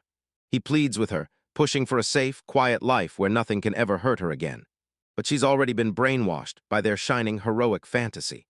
That's when Ares' scheme kicks into gear. He stares at the girl not with pity but with sharp, calculated intent. This kid's got nothing. No reason to breathe, no family to lean on, and absolutely no reason left to live. She's got everyone thinking she'll be bait, but the demon lord won't bite. Ares is aiming at something way bigger. He nods to their twisted scheme, but only if it's on his terms. He has to build the whole stage before the hero's party crashes in. He whips around to her and blurts, Hey, what's your name? Spaka, she leans in and hisses the words in a whisper. And just like that, the training kicks off. Ares hustles Spika straight into the darkest, most cursed catacombs anyone could ever imagine. The whole place is crawling with undead monsters, and Spika, she's just a kid who's never even thrown a punch before. She's terrified. Ares doesn't even blink. He snaps his fingers and a simple guiding light appears, dragging her deeper into the pitch-black unknown. Stay right by me, he snaps. These monsters are weak, but if you split up, you won't be able to beat them. Suddenly, a rotten hand rips out of the wall like it's been waiting to grab someone. A grotesque zombie stumbles forward toward them, lurching like it's got one mission left, and it's hunting them down. Spica freezes with pure terror, but Ares stays ice calm. He even looks almost bored. He lifts his hand and snaps out two fingers like they're a blade. Break Arrow snaps his fingers, and a blazing storm of holy light erupts from his fingertips in an instant. Raining down strikes from every side, he finally drove his blade clean through the undead horror. It doesn't just go down, it gets obliterated in a blinding blast. Ares just said, "Divine protection," like it's no big deal, and the speaker is left totally speechless, trying to process what they just saw. This isn't some priest, this is a monster in their skin. They keep charging deeper into the catacombs until they finally slam through the last stretch and reach an ancient, ruined altar room. Ares sweeps the area with his scan, nothing but an open field and just one way out. His lips twist into a smug smirk. Yeah, this is it. The perfect trap, the perfect target, the perfect till box. He throws down his master plan and sets the whole game in motion. This room, this girl, and the undead-filled dungeon itself are about to become a trap for that so-called hero. He's going to slam them into a non-stop wave of zombies, wearing them down bit by bit until their courage snaps. And just to crank up the drama, he hurls forth a colossal orb of blinding light. Spica flashed as an unstoppable barrier slammed into place around her, sealing her fate in pure power. Ares leans in with that chilling smile and declares, "I know he's a hero, but he's got to push through and win." The training is seconds away from igniting. Meanwhile, the hero, Tudu, and his party finally hear the news they've been waiting for. A brave little girl slipped into the catacombs, chasing a deeper faith with every dark step. Tudu puffs up his chest, then snaps, "How am I supposed to save the world if I ignore a kid who's begging for help? I'm the hero, so strap in, we're going." The fool is biting, hook, line, sinker, all of it. Swelled with ego, he thinks he can torch every undead that crosses his path. They burst into the ruins, and everything goes quiet for a split second. And what do they stumble on next? One lone priest, locked in prayer like the world just vanished. Tadu's party immediately grabs everyone's attention. They're desperate for a healer, but this priest, Gregorio, is nothing but a sham.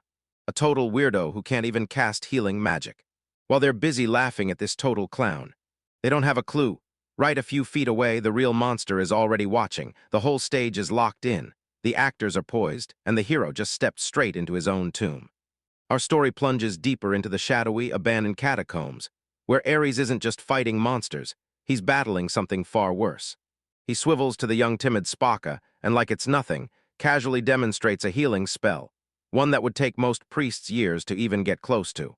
Spica tilted her head up, and her eyes went wide with pure awe.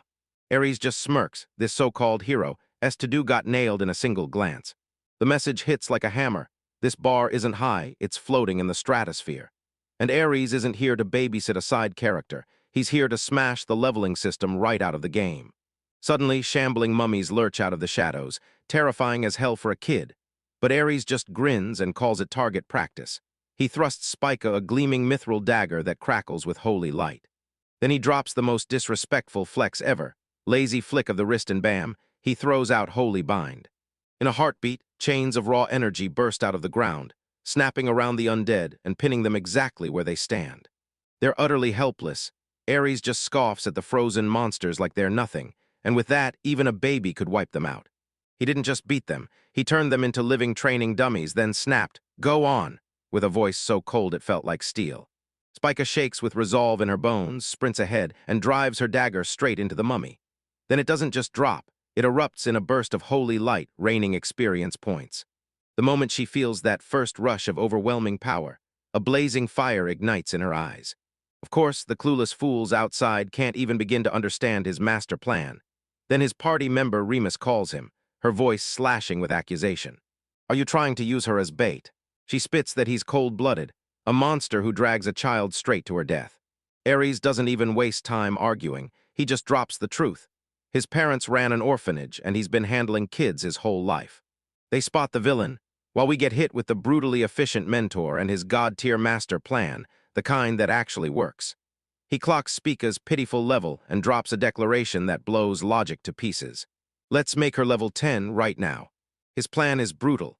He's going to yank every undead in that dungeon into one giant horde, then watch her purify them all in one sweep.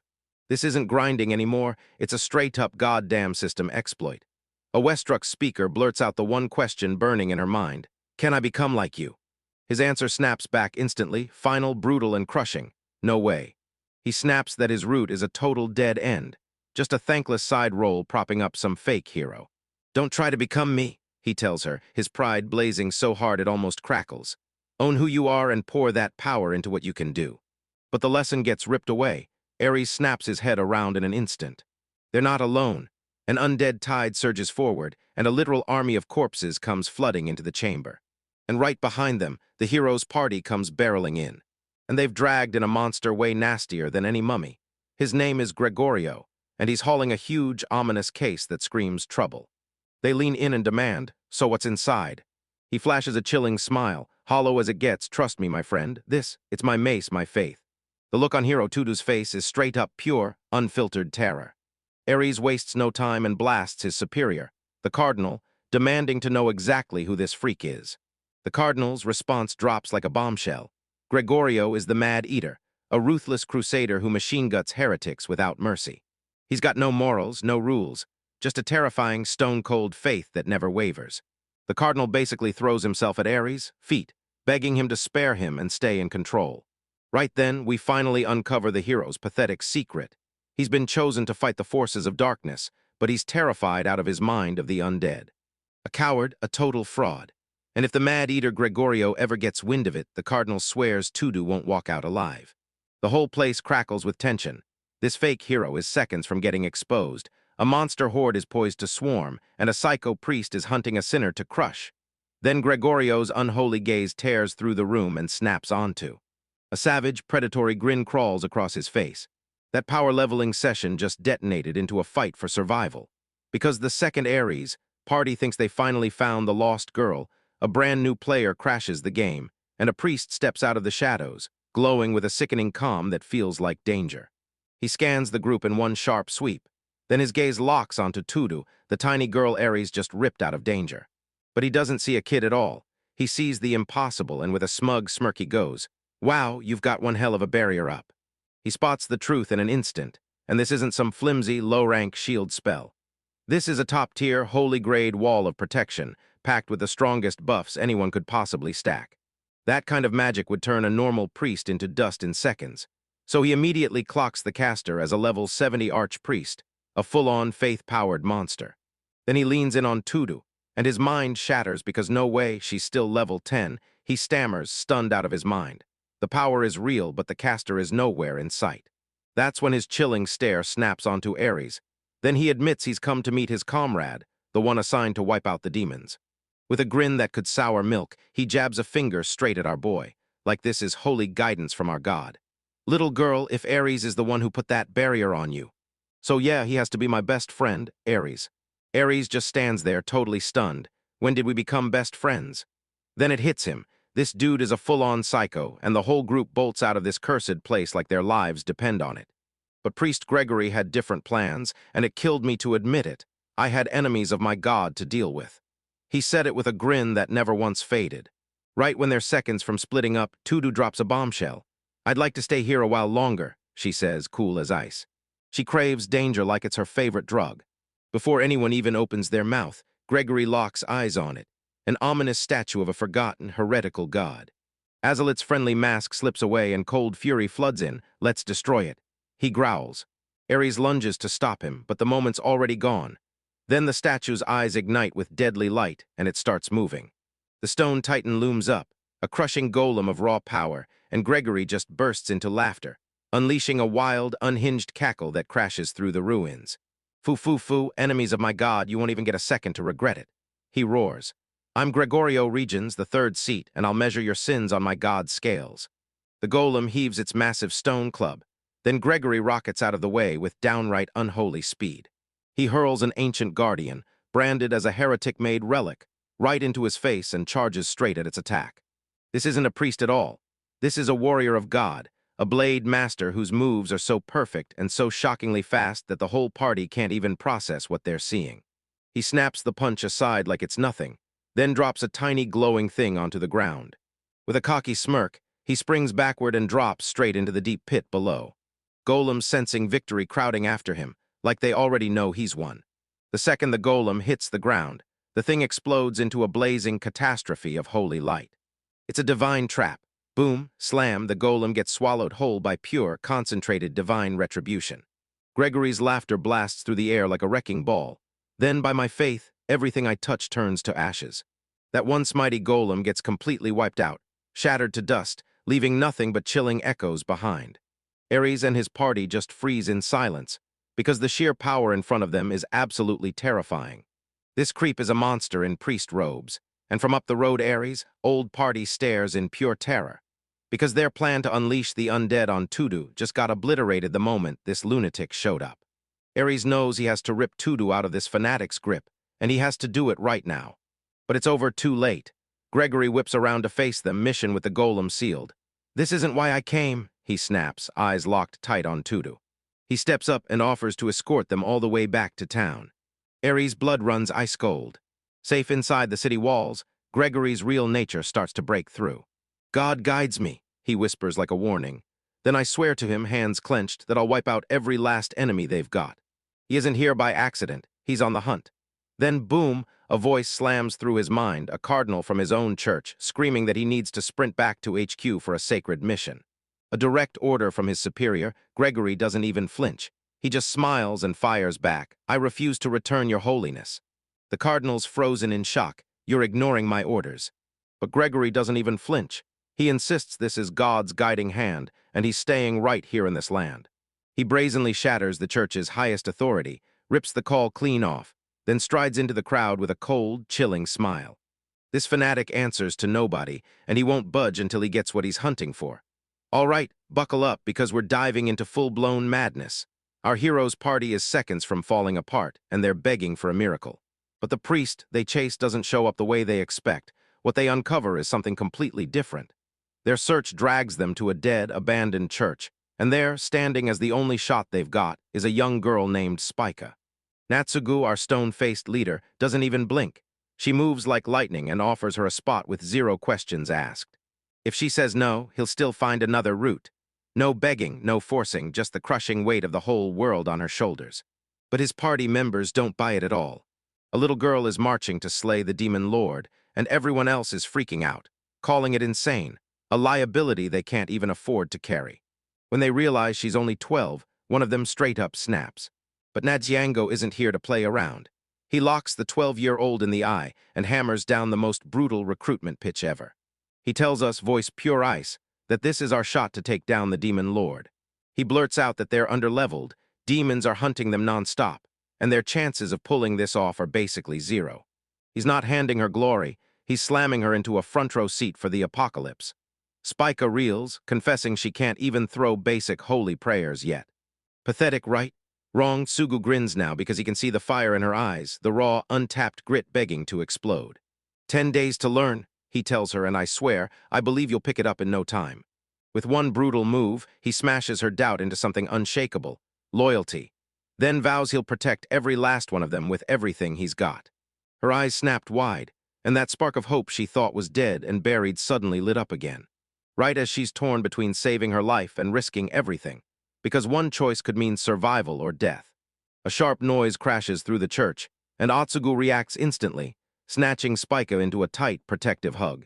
In the middle of the chaos, Spica's hand slams right onto his chest, and the shock hits her like a wave she never saw coming. Her mind splinters. Wait, what? A woman. The bombshell just landed. Naratsugu, the cold, stoic leader she met moments ago, is a woman, and Spica can barely breathe as her brain scrambles to accept the wild truth. Natsugu's totally blindsided. He stammers, blurts out sorry, and tries to laugh it off like that'll fix everything. Spica, desperate to untangle the mess, brings up a rumor she heard, that Tudu-san had a thing for. Right as the chaos erupts, we snap to the real monsters, those puppeteers yanking the strings behind everything.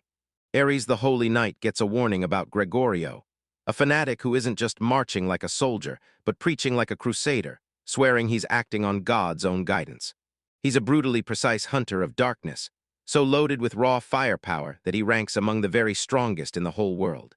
And his weapon, an ultra-rare mithril suitcase made of pure god-tier holy power, built to scorch anyone who's got even a hint of darkness clinging to them.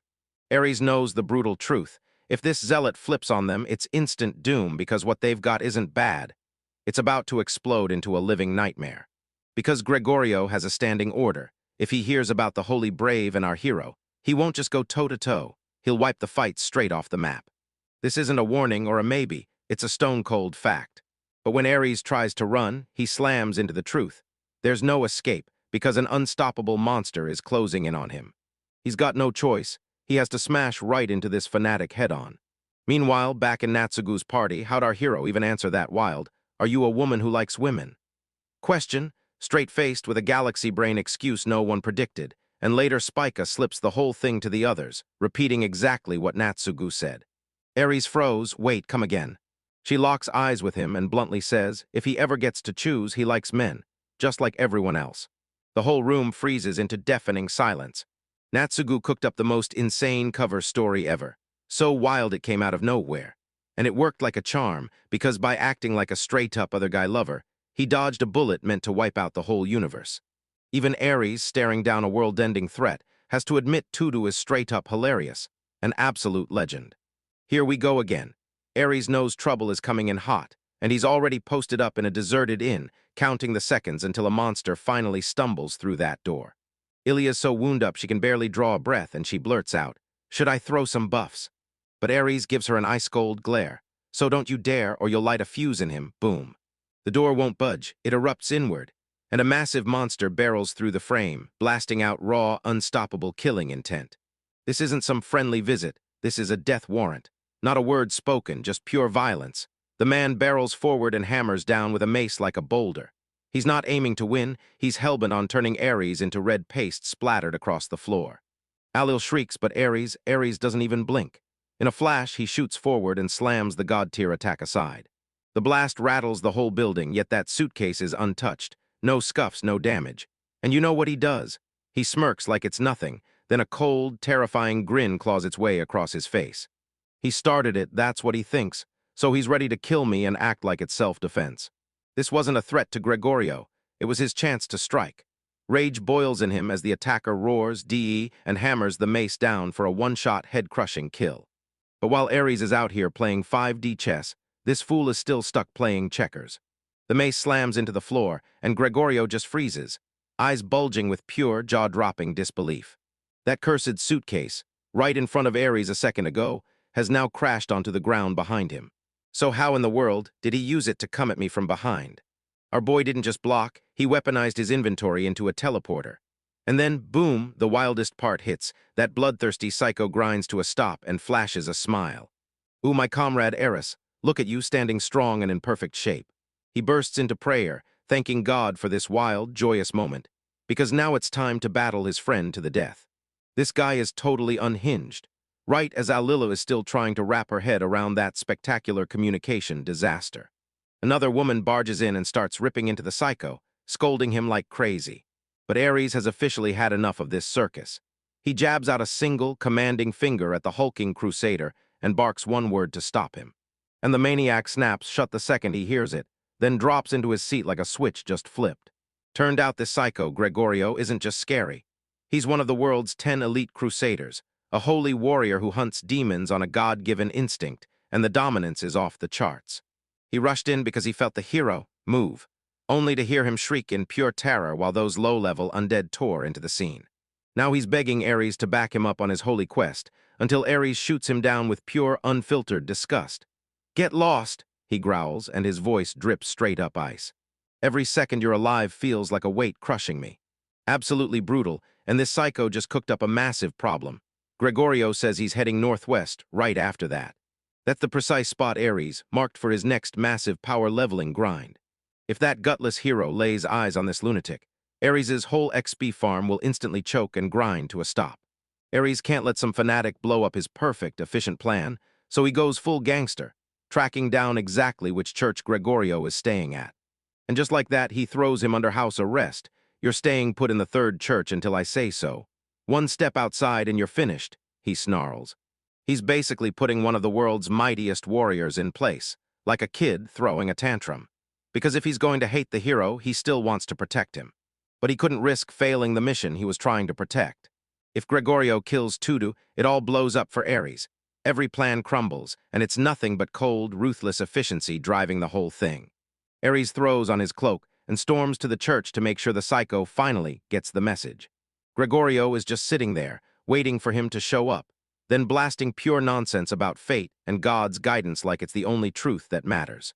He gazes at Ares with full-on adoration, swearing he'll stay right where he's told, like a loyal dog that won't budge. "Farewell, Ares' crown," he says, slamming the door shut behind him. Everything happened exactly the way God wanted. Ares thinks everything's under control, because he's already back with his team plotting his next strike.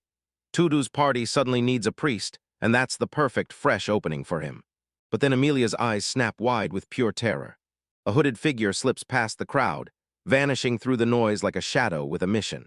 It's him. Gregorio's already out. He lied he never planned on listening at all, and now that unstoppable, unkillable psycho is loose, charging straight toward the hero's party. They've got a problem, and her name is Spica. In a squad of battle-tested adventurers, the deadly swordswoman and the powerhouse elementalist had a teammate. A level 10 priest apprentice who could heal nothing, and a holy user who couldn't cast a single holy spell. So yeah, she might as well have been dead weight. The whole team's stuck, so how do you level up a character when their attack power is totally zero? The usual trick is straight-up hilarious. Nerf the monster, then let her snag the final blow. She couldn't even crush a bug. They race through every option, and each one slams shut into a dead end. She's too young, her body too undeveloped to handle a sword or a mace. Training her will take years, and we don't have that kind of time. They stare at this shy little girl, and it hits them. What she's about to face is straight-up impossible.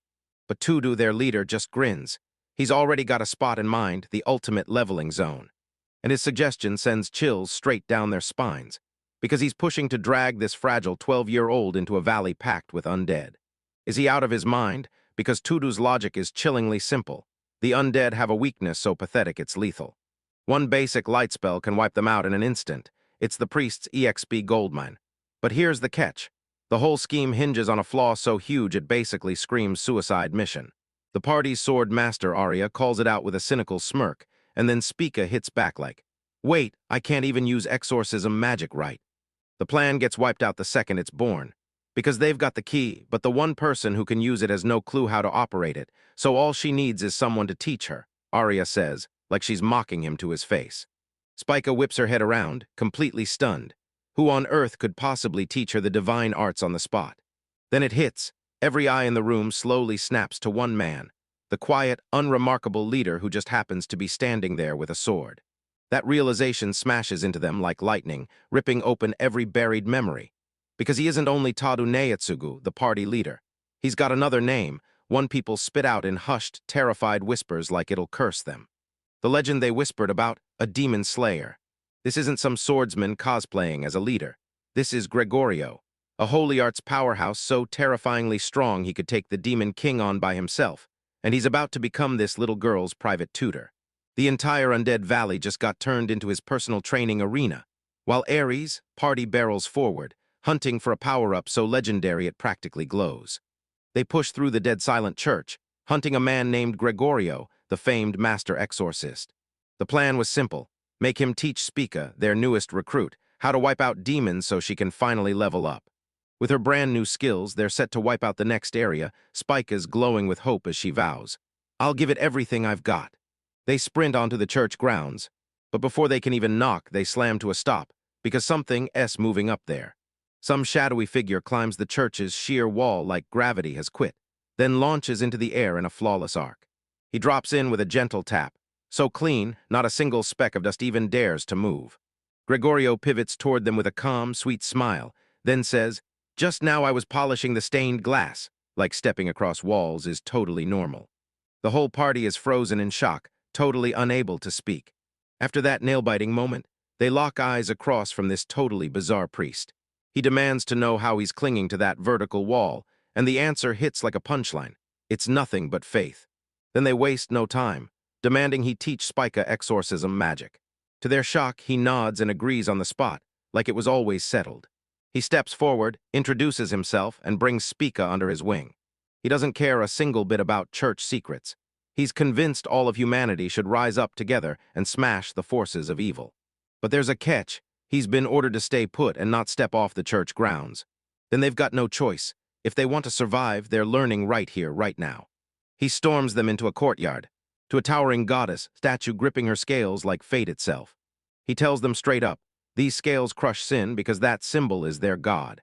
He tells Spekka that if she's going to wield divine magic and swing the legendary holy blade, she only needs one thing, nothing else. It's not your power or your rank, it's your faith that decides everything. For us, level and raw power don't matter. What matters is the sermon he throws down, his voice ringing with total, unshakable conviction. We're the apostles of the God of order. His enemies fall before us, and our faith is the blade we swing. The party's utterly wrecked. So does that mean if you've got enough faith, you can unlock these god-tier abilities too? So are we watching the kingdom get wiped out by the Demon King? Or are they just crumbling because their faith can't hold? Yeah, Gregorio says it, and pure, terrifying certainty floods his eyes. It hurts to admit it, but that's the truth. Our faith is weak, and that's exactly why we're here, to carry it for them. To erase every disaster, no priest who stops fighting has any right to exist. That's our duty. Tired of that non-stop sermon, the hero's companion snaps at him. If you're going to talk like that, then prove it and cast the magic yourself. Gregorio drops his gaze, a heartbreaking smile tugging at his lips, and he sighs hard. My faith is still too immature. After all that preaching, that's what they've got. Boom, she doesn't even get to finish the sentence before the air rips apart. The ground shudders violently as blinding divine light spews up from the earth, hurling itself into the sky like it wants to rip everything apart.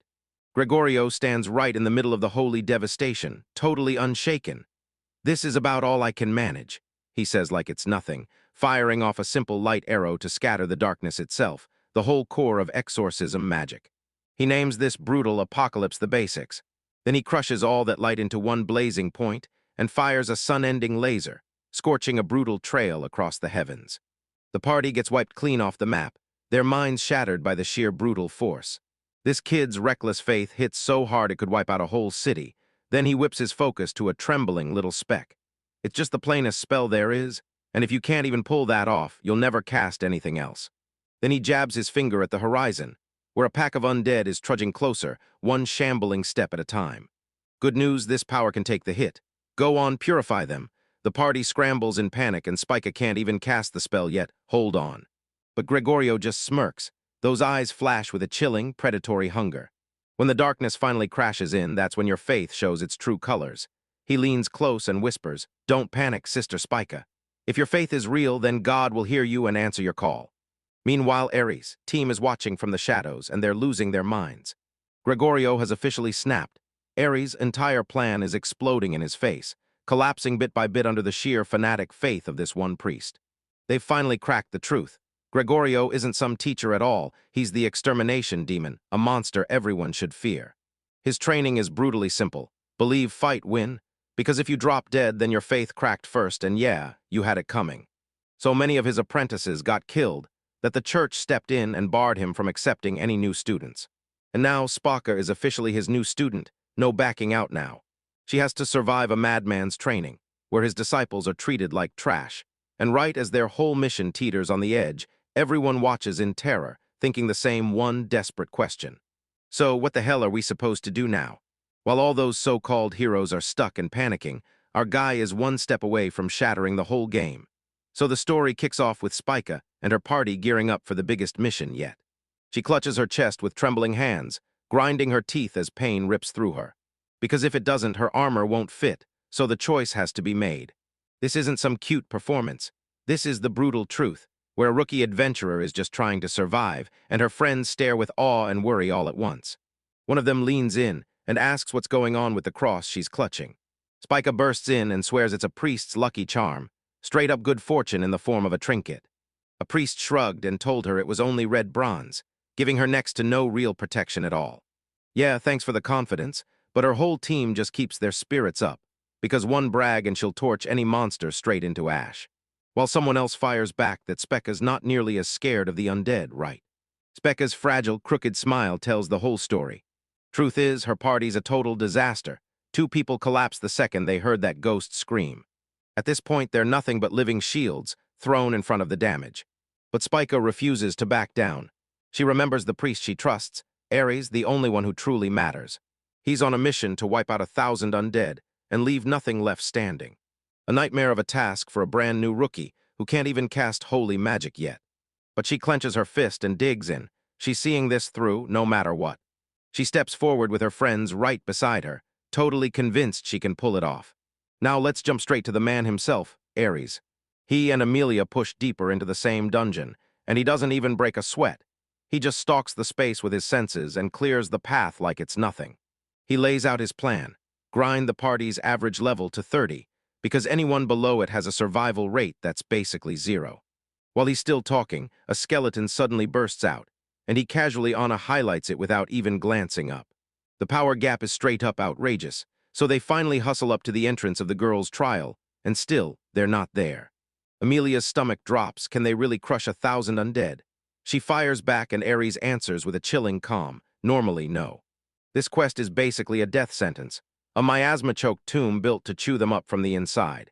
The one who handed them this quest is counting on a miracle, like it's the only way this all works out. A 1 in a billion shot at surviving, and if it misses, everything ends. Ares smirks like he's already won, eyes locked on the impossible ahead, then drops the coldest line you've ever heard. If Spica actually pulls off this task, she'll get insanely stronger. Amelia asks the big, obvious question, and if we can't pull it off, Ares won't stall for a second. She'll make it happen. He doesn't sit around waiting for miracles. He is the miracle, and when they finally arrive, it's the Demon Face Knight's Hall. But something is seriously wrong. This massive, terrifying statue is standing guard like it's ready to crush anyone who steps closer. Ares seethes with rage. Gregorio should have wiped this out already, he growls under his breath. This ancient guardian is still awake and moving. Amelia tries to study it on the spot, but it's definitely not a golem. And it doesn't spring like a normal trap. Ares spots the horrifying truth first. This thing won't budge, no matter how hard you stomp on the plate or swing at it. No, this god-tier trap doesn't care about tricks. It snaps shut the moment your pure intent turns to violence. The second he even thinks about fighting, the stone demon comes alive. Then it swings, and Ares just calmly shuts it down, blocking the hit with 0 effort. He swings back with a devastating strike, ripping a massive chunk clean out of its body. A devastating critical hit lands, yet the monster doesn't even blink. It snaps back up, breathing hard, already itching to get back into the fight. Right as Ares starts getting seriously fed up. Both he and Amelia clock the truth at the exact same moment. Amelia leans in and tells you, it's a miniature garden. A legendary arcane art lost to time, swallowed by darkness. A spell that rips open a pocket dimension. And no matter how brutal the damage gets, it snaps right back and resets itself. This isn't some tough foe. It's an endless, unbreakable guardian that keeps answering back inside a room that nothing can destroy. An untouchable wall of defense, one nobody can beat. Locked up with a legendary, unbeatable magic construct that just refuses to die and keeps healing itself. So what does Ares do? Does he dig for a clever counterspell or some impossible loophole? Nope, he grins and goes, yeah, I figured something out too. Then he hammers the freaking wall with a rage-fueled punch. He doesn't give a damn about lost arcane arts. He just tears up the rules, and with bare hands, he shatters reality, blasting a gigantic hole straight through that indestructible room. Amelia's jaw drops. Ares just wanders through the rubble he made, and then he uncovers a hidden chamber. Inside, they stumble on a powerful magic artifact, just chilling there like it's waiting for them. He straight up punched his way into the secret loot, then casually sized up the god-tier trap he just shattered and brushed it off like it was nothing. Either way, he's not staying in this room with Tudu and the others. Now this legendary dungeon is just a wrecked training ground, so he decides to stop settling and build a better one. He whips around to Amelia. So tell me which undead scares you the most. She fires off a quick thank you, then steps toward the walking skeletons like, yep, that's exactly what they look like. Ares gives a sharp nod. All right, let's start with the bones. While the girls gear up for the fight that could change everything. Their guardian angel is about to whip up a custom-made leveling zone from total scratch. And this guy isn't just playing the game, he is the game master. Trapped deep in a forgotten tomb, our hero's party locks eyes with the abyss. Dead bodies swarm like a storm, and one question slices through the air. Can they actually pull off a miracle? The battlefield turns into total chaos, and now screams erupt as someone desperately hacks at a skeleton that refuses to die. Specca, the tiny mage, can only stand there in sheer terror as her friend gets mobbed, and her teammates are yelling at her to snap out of it and lock in. But it's totally useless, because they're sinking right into a sea of bones. While his party scrambles in panic, Ares stays stone calm, staring at that impossible army like a wave of death, and saying to himself, this isn't even a problem. The girls are at their breaking point, screaming, we can't take this anymore. But Ares is already sprinting 10 steps ahead. This isn't a survival battle, it's a training run. And when they ask how many are left and how many they've already wiped out, he's ready with the answers. They've got no clue. This assault never lets up, and they can't even pause long enough to count what they just stole. As they scramble to regroup, one of the skeletons lunges, snaps toward Garnet. Everyone panics, and the resident pyromancer detonates a god-tier inferno. One insane burst of flame that vaporizes everything it touches.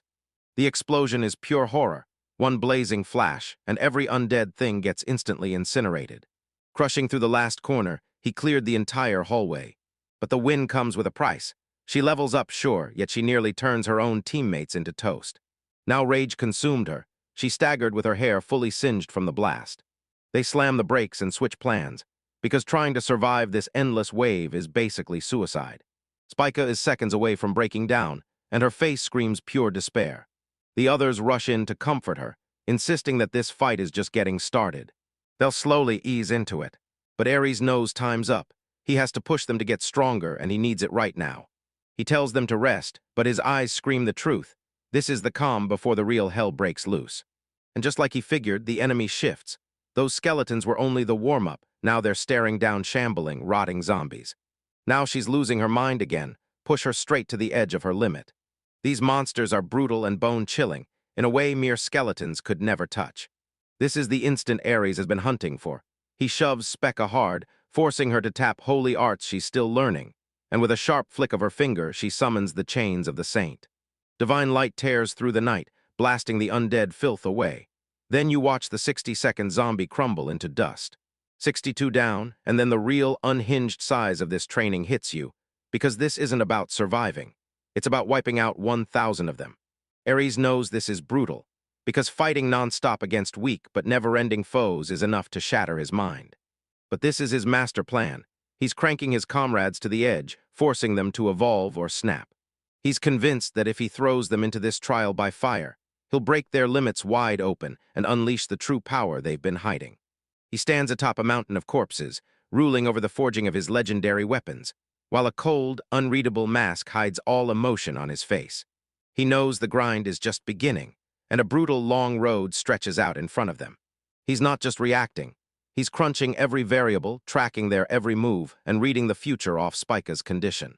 And as for what the man running this trial expects, Ares just snarls to himself, yeah, to hell with that. He'll do it his way, and somewhere miles away in a dark, storm-soaked church, everything is about to go down. A lone priestess lingers at the window, staring out like she's waiting for something to strike. She can feel it, this crushing guidance hasn't disappeared one bit. She's been 2 days since she last ran into Ares. And even after she thought her part was done, that tug wouldn't let go. Like fate kept calling her toward a huge destiny, with the work she left behind still waiting. She stares out at the rain, and a cold realization creeps in like a blade. Oh no, are you saying my task still isn't done? Then a terrifying smile blooms across her face. She won't brush off this divine calling. She'll throw herself into it with everything she's got. While the storm howls, the mad priest just sits in silence, waiting for the instant she finally has to move. Ares isn't just leveling up his party. He's rattling the whole world awake, summoning monsters everywhere, and leaving the party broken both in body and in spirit. After that brutal fight, they're sprinting on empty, Tudu's eyes slicing through the horizon, and his grim face says it all. The air is buzzing with danger. They're crushed, worn to the bone, and completely beaten. And when they finally spot a tiny room to collapse into, the air itself feels like defeat clinging to every breath. They've hit the wall, this is their limit. Huddled around their pitiful little camp, the brutal truth of their situation finally comes crashing down on them. They finally check the hunt results. Absolutely wild, he ended up with 130 monster cores. Gregorio, the so-called hero, set the target number 1,000. They're not just losing, they're getting publicly humiliated, and that crushing weight of weakness is grinding them down. Arya can barely stay upright, her divine power wiped out after just trying to hold up a simple barrier. Everyone knows it. If the hero were here, this pathetic mess would be finished already. But deep in the weakest link of the group, Specca, the tiny priestess, feels a blazing spark hit her chest, clenching her fists as she swears she won't be dead weight anymore, even if it costs her everything. That night, Tudu jerks awake. Something is seriously wrong, and when he looks over, his blood turns to ice. Spocker is gone and panic detonates in his chest. Where is she? But it wasn't monsters snatching her. It was something way worse, a monster of a man. Gregorio, the hero, looms over her. He laughs off their camp's defenses, calling them pathetic, like a 30 out of 100, and then he shoves all that chaos aside, saying his mind's already on an armored one Wismit, and showing up while the expiry men are cooking in the evil Pireway. He's here to patch up his party's weakest link, and he's hauling Specca in for some special training. He shoves the terrified girl deeper into a pitch-black chamber, and then lays out a task so impossible it feels like a death sentence. You've got 2 days to master a sacred art. Then he leans in and tells you, voice cold as ice. Learning a sacred art doesn't feel like some mindless level up. It's more like summoning power out of thin air, building something sacred from nothing at all. A feat most priests chase for years. Then Gregorio just raises a hand, and her training dummy smashes the ground as a giant skeleton bursts up, locked in chains of pure light. His deadline isn't 2 days away, it's tonight, and he doesn't have a second to waste. Spacca is shaking like crazy, but Gregorio is just heating up. He tells you the sacred arts aren't something you conjure with prayer. They're forged from raw, untamed emotion. Anger, grief, faith, courage. Bring the power, and the stronger it hits, the better. But Spacca doesn't carry some tragic past. No brutal lifelong training, no deep scars. She's just. First, he fires off a question. What did she actually see, after he puts his power on display with an illusion? She stammers out the details of the most disrespectfully divine overkill. Pillars of light so huge, they ripped straight through the sky. From the shadows, he listens, and realizes Gregorio isn't just fighting, he's showing off, pushing this little girl straight to the absolute peak of what's possible. Stand back, Gregorio shouts. He clenches a tiny spark of light, and it twists into a blazing arrow.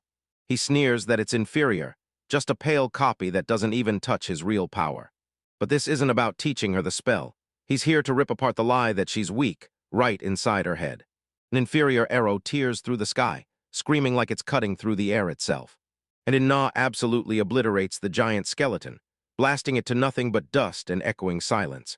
Spicca is completely stunned, her brain spinning as she watches God casually flex just how terrifying this power really is. And just like that, the final phase of his plan kicks off. He locks eyes with her and growls, "You've already built the foundation to use sacred arts." This isn't training at all. This is a command stamped straight into her soul. He ties her faith, her hunger to be useful, her whole purpose, straight into this power. "Burn this into your heart," he demands, "and now say it out loud." He's not teaching her magic. He's rewriting her soul from the inside out. Next morning, the party's already bracing for yet another disaster, until they spot it. Speak up, because that girl who couldn't land a single holy spell is casually weaving beams of light in her hands. They're totally stunned. "Then I practiced it last night," she says, wearing a shy, proud little smile. The moment it clicks, the whole team freezes in shock, then explodes into pure, unstoppable joy. The team's weakest link just snapped into something unstoppable, and it lit their fighting spirit on fire all over again. Later, Tudu steps up to confront the hero, pressing him hard for answers about what he did. With a chill, smug grin, Gregorio drops his plan's genius like it's obvious. He didn't teach her, he pulled a simple mind trick, planted a fake mental block, then shattered it to pieces, and he smirked like it was nothing. He mapped out the whole scenario from the very first step. He didn't just hand her a fish. He played a mind game until she finally understood she could breathe underwater, and now that she knows how to use that power, she's never, ever letting it slip away again. They swagger in like they own the place, then slam a bag of monster parts onto the floor. 3 days, he bragged, 3 days, and we wiped out 1,000 of them. Here's the proof right in your hands. But the priest named Gregorio, the guy they're talking to, just grins like he already knows everything. A chill, sharp smile that hits you like a warning. Proof, he snorts and acts like a number, means nothing. Then he declares that real power has nothing to do with how many pathetic demons you slaughter. It's about willpower, an unbreakable spirit you need to stare straight into real darkness without flinching. He leans in and tells them the brutal truth. Some people are born to fail, no matter how hard they grind. He locks eyes on the little mage, Spicca, and instantly spots her wild potential. Then he rips her to shreds for stealing power she never earned. The girl is left trembling, like the world just yanked the ground out from under her. But Gregorio's words strike like lightning, igniting the hero from the inside. The hero juts his chest out like a challenge. "Yeah, that's it. There's nothing to fear here, not even the Demon King." Now wearing fresh confidence like armor, he makes a lethal misstep. "I've got Asgrid's blessing, so teach me your ways." And that's exactly when the whole world flips. Everything goes straight to hell. The name Asgrid slams into Gregorio like a lightning bolt. 1 second the priest is friendly, and the next he's gone, replaced by something far worse, as an aura of suffocating, absolute power erupts from him. Every last hero in the party is stuck, frozen solid by straight-up, gut-punch terror. My body won't budge. Gregorio's voice slithers into a chilling whisper. Below level 30, you can't even twitch a finger. This isn't magic, and it sure isn't some sacred holy technique. This is a god-tier gap so massive it feels like you're slamming into an unstoppable wall of power. He leans in, that smile vanishing like it was never there. Pure contempt hardens his face. The holy hero? Yeah, I've heard the rumors. The party finally understands it, the way this man looks at them. That isn't an ally's stare. Then he leans in and tells them a story about a whole town erased from reality by one terrifying high-level demon. A demon ripped through everyone with ruthless speed, then strolled away like nothing happened, while rubble and lifeless corpses marked the path. The hero's party cringes with dread, staring in horror. Gregorio was still just a kid. His only parents' desperate plan was to hide him away in a trunk because he was the sole survivor. He spent the night cowering in the dark, hearing screams and terror, as a monster with razor-sharp senses stalked and hunted just outside his trap. That night shattered him.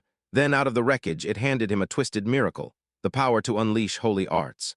Clutching one blazing purpose in his chest, wiping out every single enemy of the divine. He whips around to the hero, spitting venom in every word. Then he leans in and asks, what if the priest back in my town had been strong enough to crush that demon? He rips into their shallow faith, calling it pure blasphemy. He says that meeting was fate, because a holy hero can't afford even a crack of weakness. Your weakness is a sin, he bellows, yanking the hero up by the throat. The whole party freezes in shock, like they've got zero power left to fight back. That demon destroyed my town. Gregorio growls, a psychotic grin snapping across his face. Don't worry. He jabs a finger at the coffin-like box he's lugging, and the outer shell is carved straight from flayed skin, because that's the kind of forbidden horror he carries. He lovingly strokes the box forged from his worst nightmare, cackling like a lunatic, and every time I see it, my faith gets stronger and stronger. God has handed the holy hero a trial. He erupts in a blood-curdling scream, eyes blazing with fanatical delight. He hammers the demonic coffin like a wrecking ball, and the so-called hero gets absolutely buried. One of his party members lunges in to stop it, but then a demon lizard erupts from the box and drives its fangs straight through her, instantly. He slams the next attack away like it's nothing, no glance needed. He rips into the second girl and skewers her with his bare hands. The whole party gets annihilated in a blink. Everyone crumples to the floor, broken, bleeding, and helpless. Gregorio looms over the fallen hero, laughing like a maniac, then sneers. And you call yourself humanity's hope? Fragile, way too fragile, utterly ridiculous. He lifts his hand, ready to smash the world with the final, world-shattering strike. But then it all screeches to a halt. His attack slams into an unseen wall and gets stopped cold. The church walls blow apart, yet everyone inside stays unhurt, and Gregorio's wild laughter chokes off in his throat. In the choking dust and broken rubble, a new figure finally steps into view. Waiting, watching, and now the transcendent one is here, ready to face him head-on. All right, buckle up, this one's an absolute banger. You think you've seen op protagonists? Trust me, you're about to get blown away. The air feels like it's crushing our lungs. Our heroes are boxed in tight, staring down a man who radiates nothing but ruthless fanaticism. His name, S. Gregorio, and that so-called God complex, is so massive it could swallow a planet whole. But there's Ares, standing right across from him unshaken while everyone else is panicking. He stays ice-cold calm. He slowly pulls on his mask, not to conceal himself, but to let the monster inside finally break loose. Spica can barely get his name out. Her voice shakes so hard she already knows what's about to hit. Even zealot Gregorio can't ignore it. His spine tingles with a sudden shiver as he mutters under his breath, staring at the coming trial for a transcendent.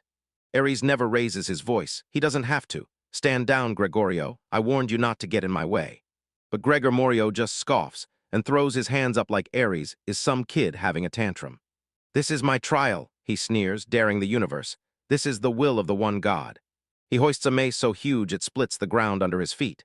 Then Ares, my comrade, he bellows, grinning through joy and grief like they're fighting inside him. This is a tragedy dressed as a joke. Now, show me your faith.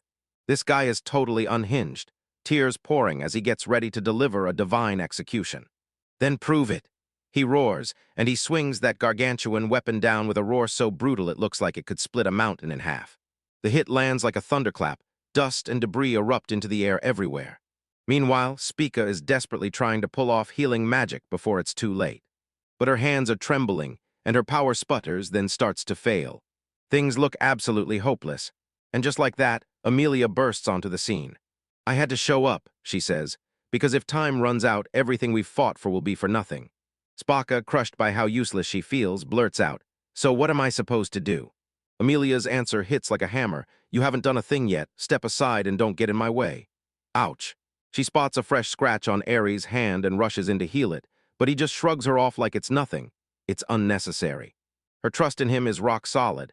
When A.Y. Spica asks, Amelia only grins because this isn't some unbeatable priest. It's just another enemy he's going to smash, and there's no way he's losing. And the fight is on. Gregorio is a blur, hammering out blows so hard they'd pulverize steel, while he rages that incompetent justice is a poison. But Ares is untouchable. He slips through the storm of attacks like a ghost no one can catch. Every time Ares misses, the ground cracks under the wild swings, but not a strand of hair on his head gets touched. Then right in the middle of the chaos, Ares stops dead, his voice razor quiet. "Surrender, Gregorio, because the truth is the battle is already over." Gregorio explodes into wild, manic laughter. "Ahaha, how could you possibly know what happens next?" Then he rockets into the air, poised to smash Ares for good. If that's what God decrees, then so be it. I'll accept it and move forward.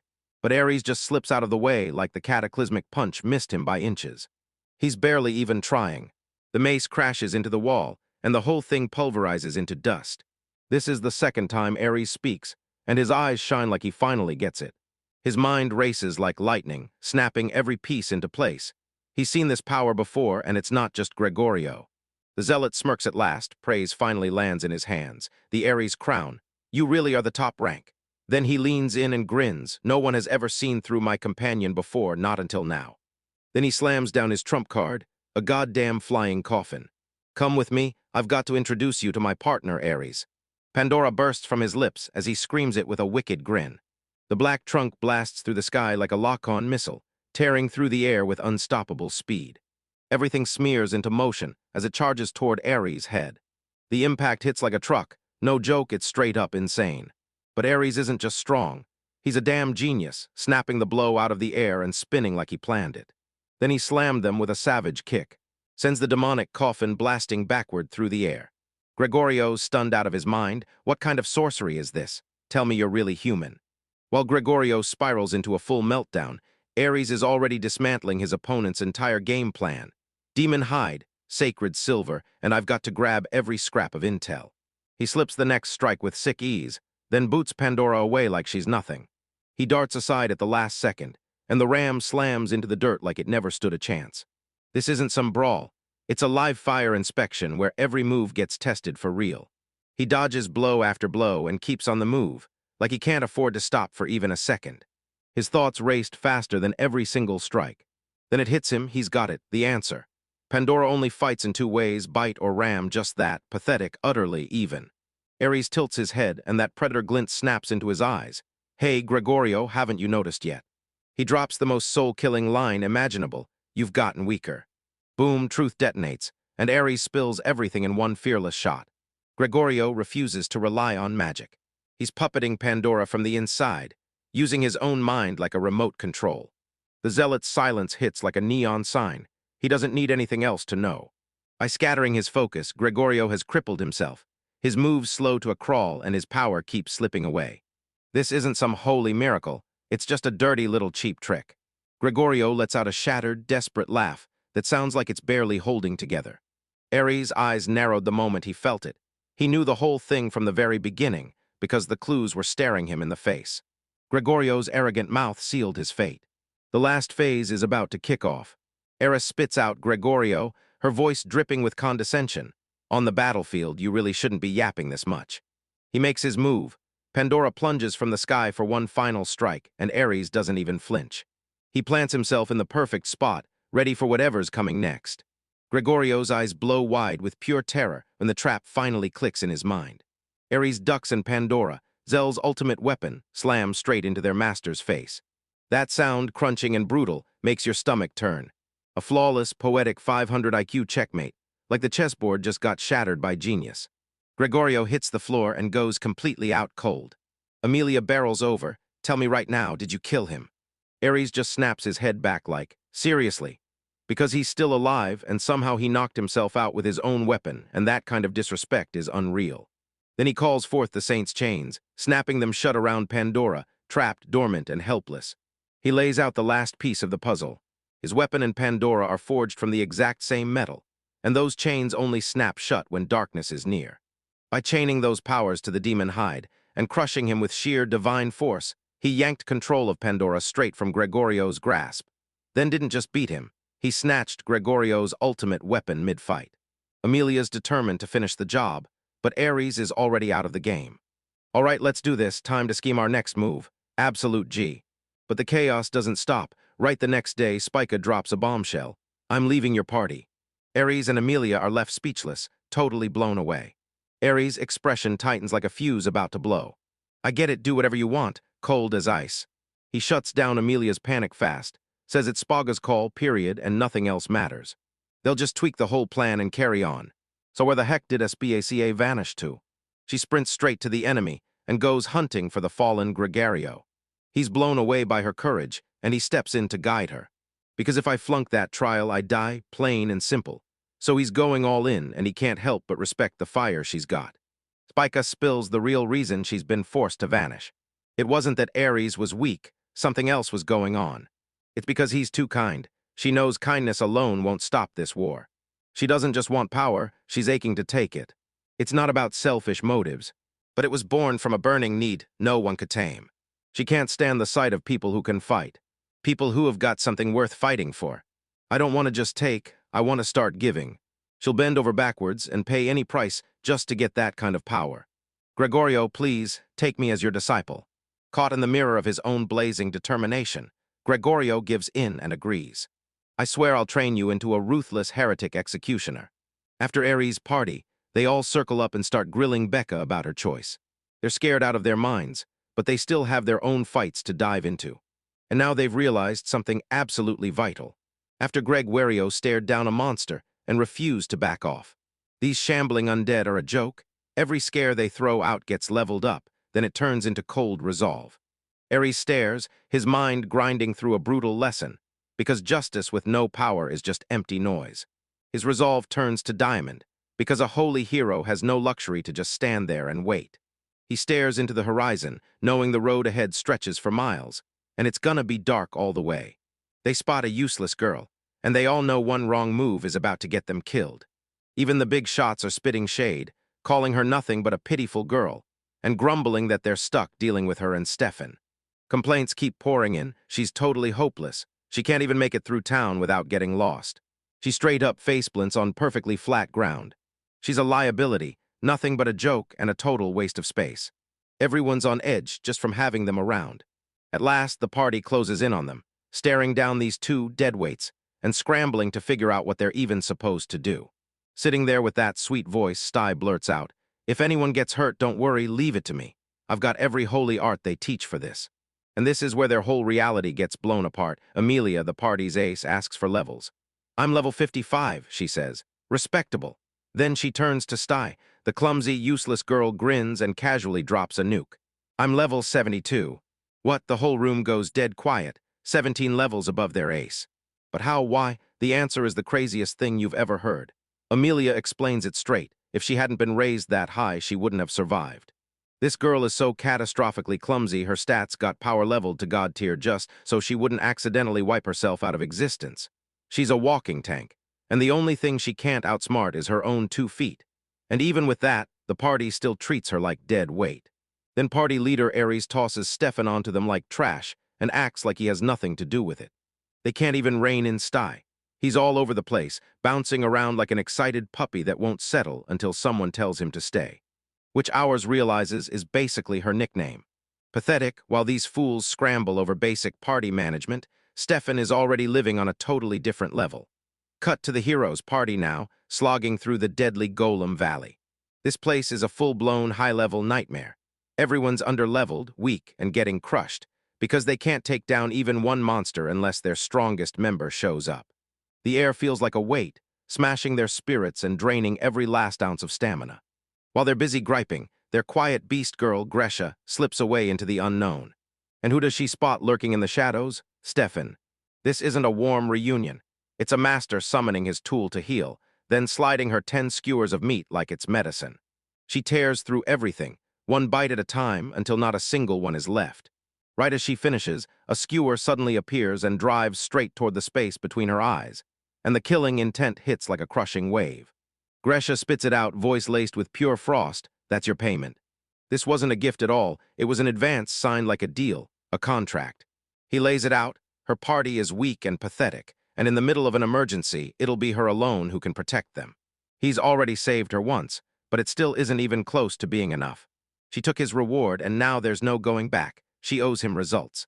He raises the last wooden skewer like it's trash, and if you don't meet his expectations, he snarls that he'll stab you with it, eyes blazing with terrifying power.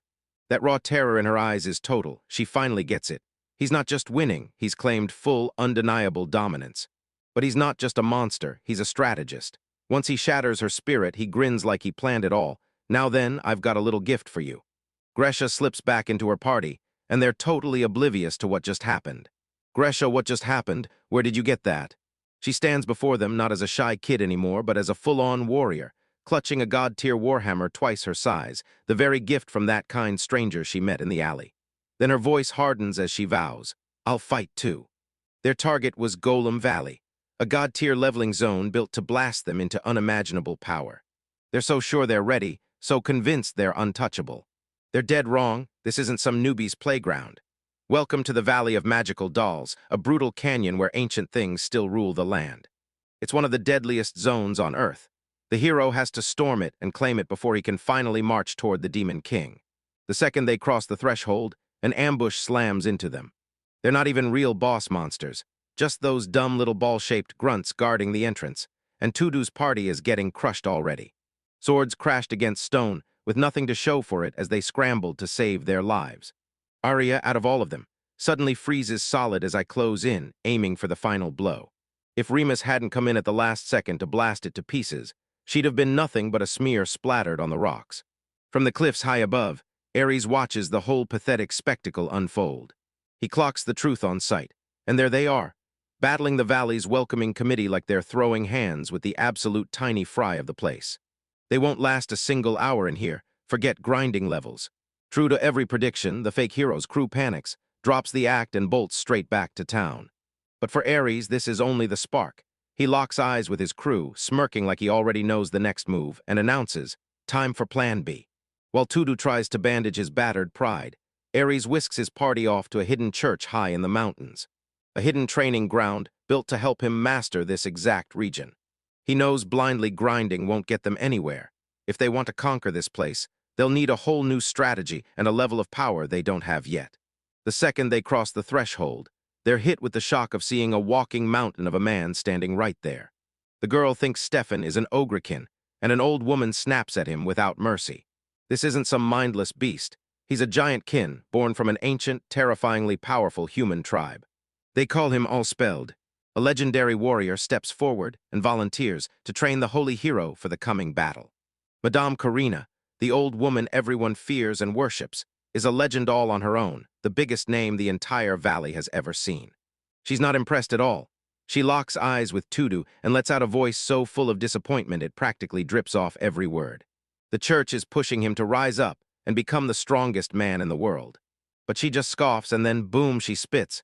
You're still weak right now, her words carving straight through you like a blade. She hurries everyone to get ready, because now it's time to find out what this hero is truly made of. They burst into the training yard, ready to test everything. Todu's legendary holy sword gets ripped from his hands and replaced with a plain, heavy steel long blade. The rules are dead simple. Nobody kills, and whoever passes out first loses. Karina pushes for a fair 1 versus 4, but Tudu, swollen with foolish pride, won't budge and demands a one-on-one duel first. Karina just flashes a grin, reckless courage, and I can't help loving it, as she sneers like she means trouble. She whips around to ULZ and snaps, don't you dare go easy on him. The kid doesn't even know how to control his own power yet. Ols cracks his knuckles, flashes a terrifying grin, and snarls, "Come on, holy hero, don't you dare hold back." The moment the whistle blows, the match kicks off, game on. Olds erupts with a deafening war cry and charges ahead like a wrecking ball of pure muscle and fury. But hold up, right when the fake hero starts getting his teeth smashed in, the story snaps away, and the real plot is cooking somewhere else entirely. Ares and his party pushed up to Madame Karina, ready to meet her face to face. She's already got the whole story on him, the Taint Lord causing a stir across the world. She knows that whatever she's got isn't enough. Only Ares has what it takes to make things happen. Then boom, the bombshell drops. Stefan, the quiet girl in Ares' party, slips out from behind him. Madame Karina freezes in place. Her eyes pop wide, drowning in pure disbelief. Ares, she blurts at her voice shaking, "This kid is." Everything snaps into place. Her name is Stefan Barand. It's SDI Barand ***. Selefta Byronid's daughter, the Holy Church of Asgrid's Cardinal's child. Ares thought she was just a powerhouse mage. No big deal. Until reality hit hard, because she's been traveling right alongside the daughter of one of the most powerful and influential people on the entire continent, and Ares had zero clue. It's not just changed anymore. It's been blown wide open, while the church leaders waste time arguing politics. And right then, a fresh girl slides into the Demon King subjugation party, Stefan. And everyone can't stop asking why this spoiled, socially awkward cardinal's daughter is even here. The high-ups slam words back and forth, arguing whether a girl like her can actually stand up and defeat the Demon King. Lord Cleo doubts it to her bones, but the mysterious Sylvester won't budge. She's got a purpose, and she knows it. He insists she's absurdly high-leveled, packed with rare holy arts, and that Ares, our protagonist, is exactly who's supposed to need her. But let's be real. She's the cardinal's daughter, and that man used to be a wealthy merchant. To the others, she's not just different. She's a bigger target, and her life is more valuable than theirs, so her very presence becomes a liability. They spot a fragile doll instead of a warrior, Ares. No messing around, no playing their lame political games. He's got a real problem, and he strides straight into the workshop like he's already done talking, then cuts right to the chase. He's running dangerously low on holy silver, the one critical ingredient he needs to keep his defensive barrier standing. The workshop master leans in and shows him one lone bullet, forged from the very same material.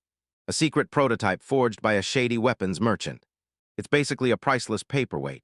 Holy silver is so rare and insanely expensive that making ammo on a big scale is just a fantasy. It's a ridiculous novelty trinket, basically a prank dressed up as a joke. But for Ares, it's survival. He admits he once powered his barrier with 4 holy silver knives, then got ripped apart by a brutal fight and lost 2 of them. Now he's got just 2 rounds left. 1 bullet would push him to 3, but he's stuck, 1 shy of the full set. But without it, he's basically a sitting duck. So desperate he's begging for scraps of demon hide just to wrap around his mace and turn it into a weapon. Right as he's about to snag the bullet, the girl everybody brushed off, then Stefan snaps and speaks up, and Ari drops the words, "San, you need the holy silver." She digs something out of her pouch and shoves it toward him like it's the key to everything. Ares snatches it like it'll be some cheap trinket, then the second it kisses his hand, his eyes blow wide open. Cold sweat pours down his face. "This isn't holy silver," he growls through clenched teeth.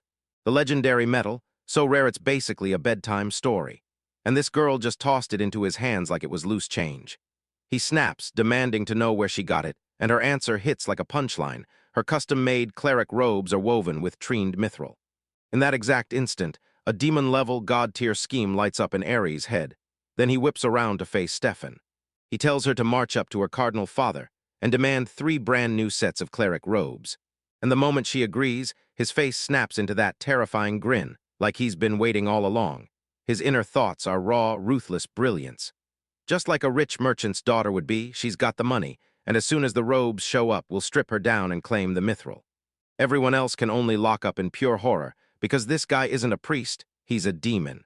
Meanwhile, on the training grounds, the so-called holy hero is getting absolutely wrecked.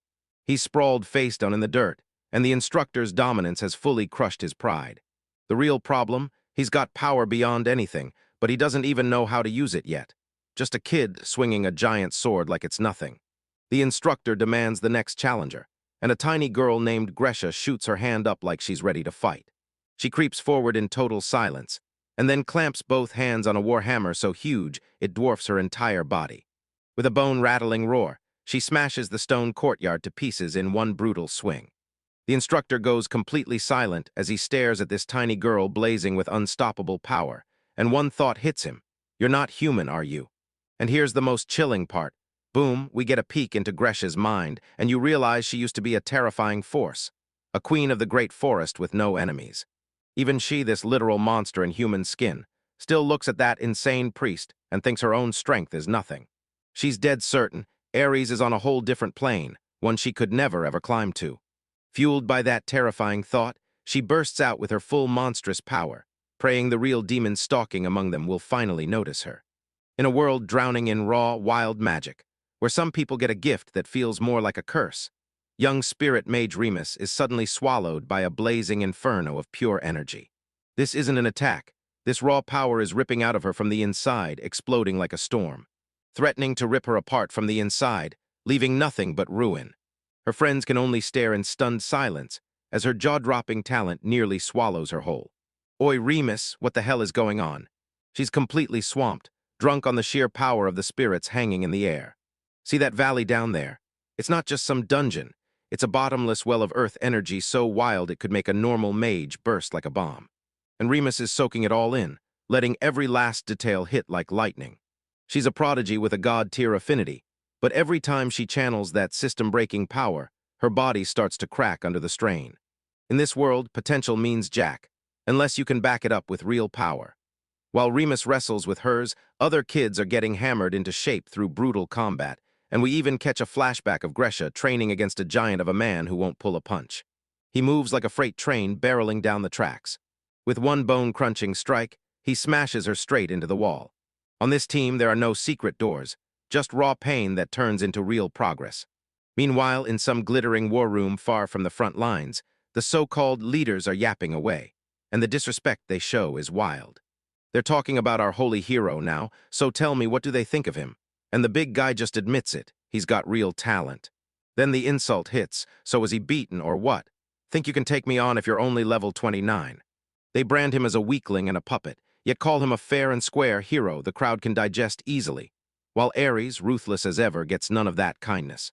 They praise his potential, then plot to use him like a pawn, convinced that a level 29 nobody has zero chance of winning. And once Gresha's bones started snapping in training, his whole party laughed her off, calling her nothing but a basic intel gatherer. They have zero clue what's really happening. While the suits are busy yapping, NAO is secretly working behind the scenes. He and his crew are charging straight into the middle of Golem Valley. And that brutal training finally paid off big time. His level hasn't even ticked up yet, but his senses, they've jumped into a whole new dimension. He reads every one of their moves, clocks every attack before it lands, and slips through the chaos like they're frozen in place. In a flash with his holy sword, he turns into pure, unstoppable destruction. He pulverized the stone golems into dust before they even had a chance to react. His party is left speechless. He's mowing them down with terrifying ease. Training tore him apart.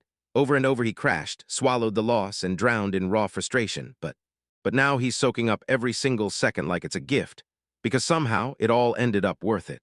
They find the spark they've been chasing, so they crank it up, speeding from town to town and straight into Golem Valley on a non-stop grindfest power-leveling route to shatter their limits. In the capital, Ares is spiraling. Paranoia is clawing at him from the inside. They all swear Golem Valley is peaceful, so peaceful it almost feels fake. And his gut is screaming that something's terribly wrong. He feels the catastrophe creeping closer, but he's trapped in dirty politics while the real heroes gamble everything out there. And right as he starts fumbling his schemes, now's party barrels into the second town. This is it, the moment everything they've suffered and fought for finally pays off, as he lifts his hands like the world is his to claim. A surge of power crashes through him. He did it. He smashed the barrier and slammed straight into level 30. And he's not the only one. Arya is 28, and Remus, the girl who once got crushed by her own power, is still standing. In the background, this smug noble just stares in disbelief, like his world is cracking in real time. Yeah, that's right, buddy, get ready to be shocked. While the world's leaders fret and plot, Now and his team are leveling up second by second, and the way they move. That's not just teamwork, that's a bond forged in battle. They all know beating the Demon King is going to be pure hell, yet when Null looks at his companions, that fearless confidence hits like it's already certain. And they swear Dindixin, once the vaccine hits, will push the North Aid through and get the job done. They're desperate to steal one peaceful moment in the middle of the city chaos. But just like that, everything gets ripped apart and shattered in an instant. Stea, caked in dirt and choking on tears, slams into Amelia and sobs like her heart just broke. Amelia reels in disbelief and blurts, "What on earth just happened?" Sty jabs a trembling finger straight at Ares and erupts, screaming that our boy was the one who'd been so cruel. Amelia whips around to Ares, snapping, "What did you do to me?" And oh boy, this flashback hits like a wrecking ball. Ares marches the naive girl right to the rim of a massive, terrifying canyon. She's about to kick off her special training, and he tears out a god-tier item, an iron set of chains meant to haul the kingdom's most dangerous criminals. They're so tough your leg would rip clean off before that chain even dares to break. So what's Sty say? Ares just glares at her with dead-cold eyes, then snaps that the one thing she's missing is a real sense of danger. He claims a bunch of elites tried to fix her pathetic clumsiness and crashed hard. Then he hits you with the coldest line of all, "But I haven't tried yet." That look on his face says everything. This isn't training, it's a reckoning, and he calmly fires a support spell at her. She's totally confused, but he snaps that it'd be a nightmare if she died. Then he grabs her. Ares doesn't even pause. He just bites into her and swallows her whole right off the cliff. As she plunges, shrieking, Ares grips the chain like it's nothing at all, utter indifference stamped across his face. This is his method, how a god passes knowledge to mortals. The only way I can teach someone is to make them learn through force. He cradles her life in the palm of his hand. She's hanging upside down, sobbing through the pain like it's tearing her apart. But Ares isn't buying it for a second. He calls her out instantly like, "Don't try to pull the wool over me. With support magic that's strong, there's no way you're really hurting." He's not only pushing her body to the limit, he's ripping out her weak-willed mindset and breaking it for good. He tells her, if the elite education couldn't fix you, then there's only one thing left: drastic measures, no exceptions. This isn't some game or a cheap joke, because he's about to show her, the hard way, what one blunder can cost on a real battlefield. Right now in the present, Amelia is completely frozen, speechless, like her voice just vanished. Ares calmly tells Sty's clumsiness is so baffling she trips over air, pops back up, and immediately faceplants again. While Sty's still sobbing in the corner, Ares is already plotting the next session, and will pick this up tomorrow. Yeah, this guy is absolutely savage, but don't miss the point. He's not just some brute drill sergeant. His brain is running on a whole different level, and the second the moment hits, he snaps into action and starts grilling Amelia about monster reports. They're saying everything's fine, and that everything's normal is what's freaking him out. While everyone else calls it peace, he's already staring at the calm that comes right before everything explodes. His paranoia keeps them alive, like it's a shield only he can see. As the party grinds for levels, Ares is already sketching out his next move, like he's one step ahead of fate. He's ripping into the team's real problems, the brutal flaws hiding in plain sight that everyone else totally misses. He calls out Arya's zero magic constitution, and then drops the real nightmare, Remus' fatal weakness, because all she can do is summon and contract fire spirits. This is a massive problem, like the kind that could blow everything up. In a world where every element has a weakness, being a one-trick pony gets you killed fast. Even Sty gets it. He understands that basic rule right away. Missing a monster's weakness as a spirit mage is a death sentence. But here's where it gets absolutely wild. Ares drops a bombshell that destroys every bit of logic. He sent Remus to Gollum Valley, a place where monsters laugh at fire, expecting her to get crushed and finally learn her limits, and yet she's one-shotting everything in sight. This obliterates every last one of his hopes. Ares, the god-tier strategist himself, didn't see this coming either. He starts clicking the pieces into place, and it hits him. This isn't about magic at all. It's about the bond she forges with the spirits. This isn't some far-off theory anymore. It's real, and it's rewriting the rules of their entire world. But Ares knows this power cuts both ways. He has to lay out the dark truth for her, so she finally sees the one enemy she can't brute force or burn away. And that enemy, it doesn't stay faceless, it's the volcanic golem. A legendary beast so high-tier it's basically untouchable by fire magic. Stayer's acting like everything's gonna be fine, but Ares can read the danger, and she knows Remus isn't out of the woods. He's about to slam her with a cold, brutal dose of reality, while upstairs the kingdom's top brass are huddled, debating this so-called hero. They shower him with praise. His instincts hit like lightning, his power is undeniable, and his potential looks unstoppable. They break it down. Real courage isn't just a word, it's the stubborn will to fight no matter what hits you. They say the hero's got that unstoppable will, like it's burning in his bones. But Ares slices straight through the bowl. This isn't some heroic quest for him, it's pure business, and he's gotta nail results fast if he wants the funding to keep flowing. He and the commander pore over the hero's stats, and the results are brutal. His magic and agility are stacked, but his physical strength and stamina are garbage. The holy sword compensates for his weak power with sheer skill, but you can tell it's a crutch he's leaning on. Ares finally slams the last humiliating truth down. Turns out the holy hero's power is weaker than Arya's. He's weaker than a girl inside his own party, and it's not some small problem. It's a fatal flaw that's going to get all of them killed. So what's the real plan? Easy, Ares steps in, and he has to lock down the hero's whole party formation. He snaps at the commander to ditch the useless training and push everyone into non-stop grinding, because he's about to take over the whole operation. Because when you're stuck with amateurs, the pro has to carry the whole weight, and that road ahead is rough as hell. But Ares is the only one tough enough to take every step. Ares calls the whole crew together, clutching a legendary item like it's about to change everything. He stares at the clumsy, seemingly useless girl, then with a dead serious face tells her, "You've mastered it." Yeah, it's completely gone. Just like that, Stay is lost for good. So what did she actually master? Ares reels back to his training with her, because it was pure, unfiltered chaos. He tried sweet-talking her, then terrified her. Then he chained her up and swung her around like some lunatic wrecking bowl, and finally he straight up tossed her off a cliff. And the result? Total dead end, while some other team keeps charging forward through the deadly Gollum Valley like they mean business. Ares drops a mind-blowing decision. He storms in and shuffles the teams. "You're staying, you'll go alone." Amelia, his own teammate, glares at him like he's gone insane. "Arison, please," she begs. "Did the pressure finally crack you?" But Ares only smirks and tells her, "Yeah, go on, you've got it. There's nothing left for me to teach," doubling down on the lie that she's truly mastered everything. But deep down, he knows the truth cuts colder, so trying to train her again is pointless.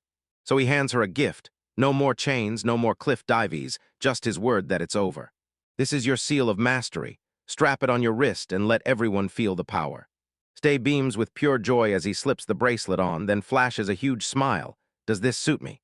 she asks, striking a pose like she owns the moment. The moment the bracelet snaps shut, it unleashes a gigantic, crackling burst of glowing light like a shockwave. It tore across the room like a missile, snapping right onto Ares' arm. As Stife spirals in panic, Ares rips the mask off. This isn't some saint's chain at all. This is the disaster bracelet, an unholy, cursed god-tier relic forged from the very peak of a demon's power. He had to drag in the church's top brass, all the way up the highest echelons, just to claw out a single scrap of the leftover material. That wasn't a graduation gift, it was a leash. "Your job," he growls, "is to tail Tudu's team without anyone spotting you, and you report everything." With a bright, clueless grin, the carefree girl dashes off on her solo mission. The second Amelia disappears, Ares' confident mask shatters. He finally admits the training was pointless. "She's gone, we don't have a choice, we have to follow her." From a safe distance, they track as Stice slips behind the other team, stealth mode on. Amelia's freaking out. "Doesn't this feel dangerously reckless to you?" But Ares drops a 500 IQ master plan, because he's sure Stice's too much of an airhead to even think about using detection magic. So he tells her the other team is the target, but twist, he's really using her as bait. "And if she stumbles into trouble, that's fine," he says, wearing a chilling smirk, because when it's an emergency, he'll fire off the saint's chain and yank her right back. This guy straight up slapped a cursed tracker onto his teammate, turning her into bait like a human fishing lure. And right then, a panicked report detonates from Stye-Asan. There's a monster. A hulking rock golem tears out of the canyon walls, looming over her like a walking disaster, ready to crush her. Ares braces herself to leap in, convinced this is it. Her luck has finally hit the end of the road. Then, like it's nothing, Styges casually raises her hand. The ground under the golem tears open, and a towering fist of pure earth blasts up from the depths. He crashed into the monster and hurled its massive, multi-ton body skyward. Ares and Amelia just freeze, wordless. Spirit magic crackles as Ares leans in, whispering in pure disbelief, and I swear that was the first time I'd ever seen it. His whole world collapses in an instant, because he's been played and the truth hits like a punch. For years, she masked her real power. Was that clumsiness just a show, a slick little con she's been running since childhood, just to fool everyone? His mind spirals, screaming that the worst is coming, and he clocks every brutal, humiliating training moment like it's a countdown. She never once complains. Somewhere in his shaking thoughts, he lands on it. She's a minion of the Demon King. His face turns ashen with dread, because nothing is more terrifying than someone with ironclad resolve. And right as Ares spirals into a full mental meltdown, he's dead certain he's been raising a top-tier master deceiver. Stytrips charged across dead flat ground like it owed him money. I crumpled to the ground, and she groans like I just ruined everything. The other party, the one she's been tailing, just freezes, staring back like he's totally lost. With the brightest, most idiotic grin you've ever seen, Sty waves at them. "Hi, Remus-chan, long time no see, what a coincidence."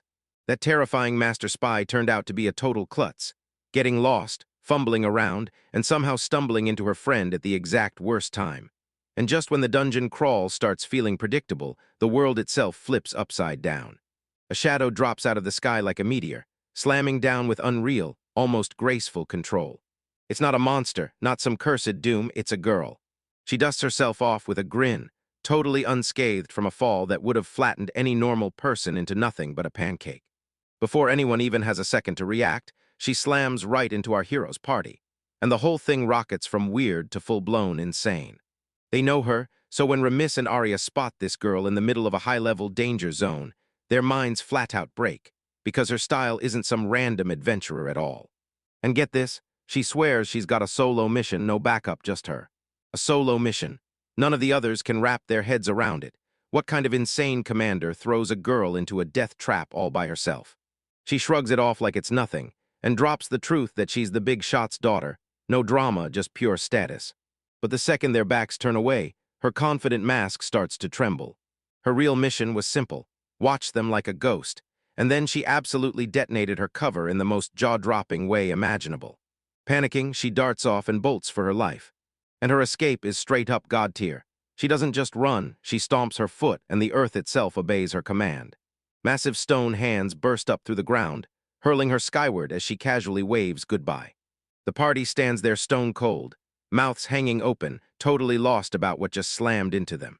And just like that, the puppet master is outed. Sty drops her failure in front of Ares, that cold, silver-haired man. But he isn't raging, he's amused. Then he finds out she's old friends with the people at this party. A chilling smile blooms across his face. He leans in and tells them straight up. Friends matter, and ice hardens in his eyes. You just asterisk, no asterisk, he's cooking up something twisted as we speak. Back in their hideout, Now's party is shaken to the core. They piece it all together. Styx is tied to the church, and it's a childhood friend of the girls. But her sudden drop-in and lone mission screams trouble. They're completely clueless about what her real goal even is. That's the only thing she knows. Her father is a ruthless, powerful cardinal. But the real trouble's bigger. Arya shoots a reminder into Nal's head. They have to level up, and they have to do it fast. To go even deeper, they'll get hit with monsters they can't survive without a priest standing there to patch them up. Their main priest, Spaka, is out training and completely unreachable. So Arya leans in and begs for a favor. Add a girl named Stefan to the party. Right as they finally start to settle in, the door slams open and bursts into the room. Stay Eyes is back, and she just hit the stage. With the brightest smile you've ever seen, she steps up and makes one simple plea. "Please, let me join your party." And just like that, she shuts it down, no hesitation at all. Cold as ice. "Sorry, that's not possible." Sty's absolutely crushed, and her whole world shatters in the blink of an eye. But hold up. The night before, Arya and Remus were down on their knees, begging for one favor. They were trapped by one rule: Stefan couldn't be allowed in, no matter what. They fought it tooth and nail, but now they had to fold, and that left Stefan with 0 priest options.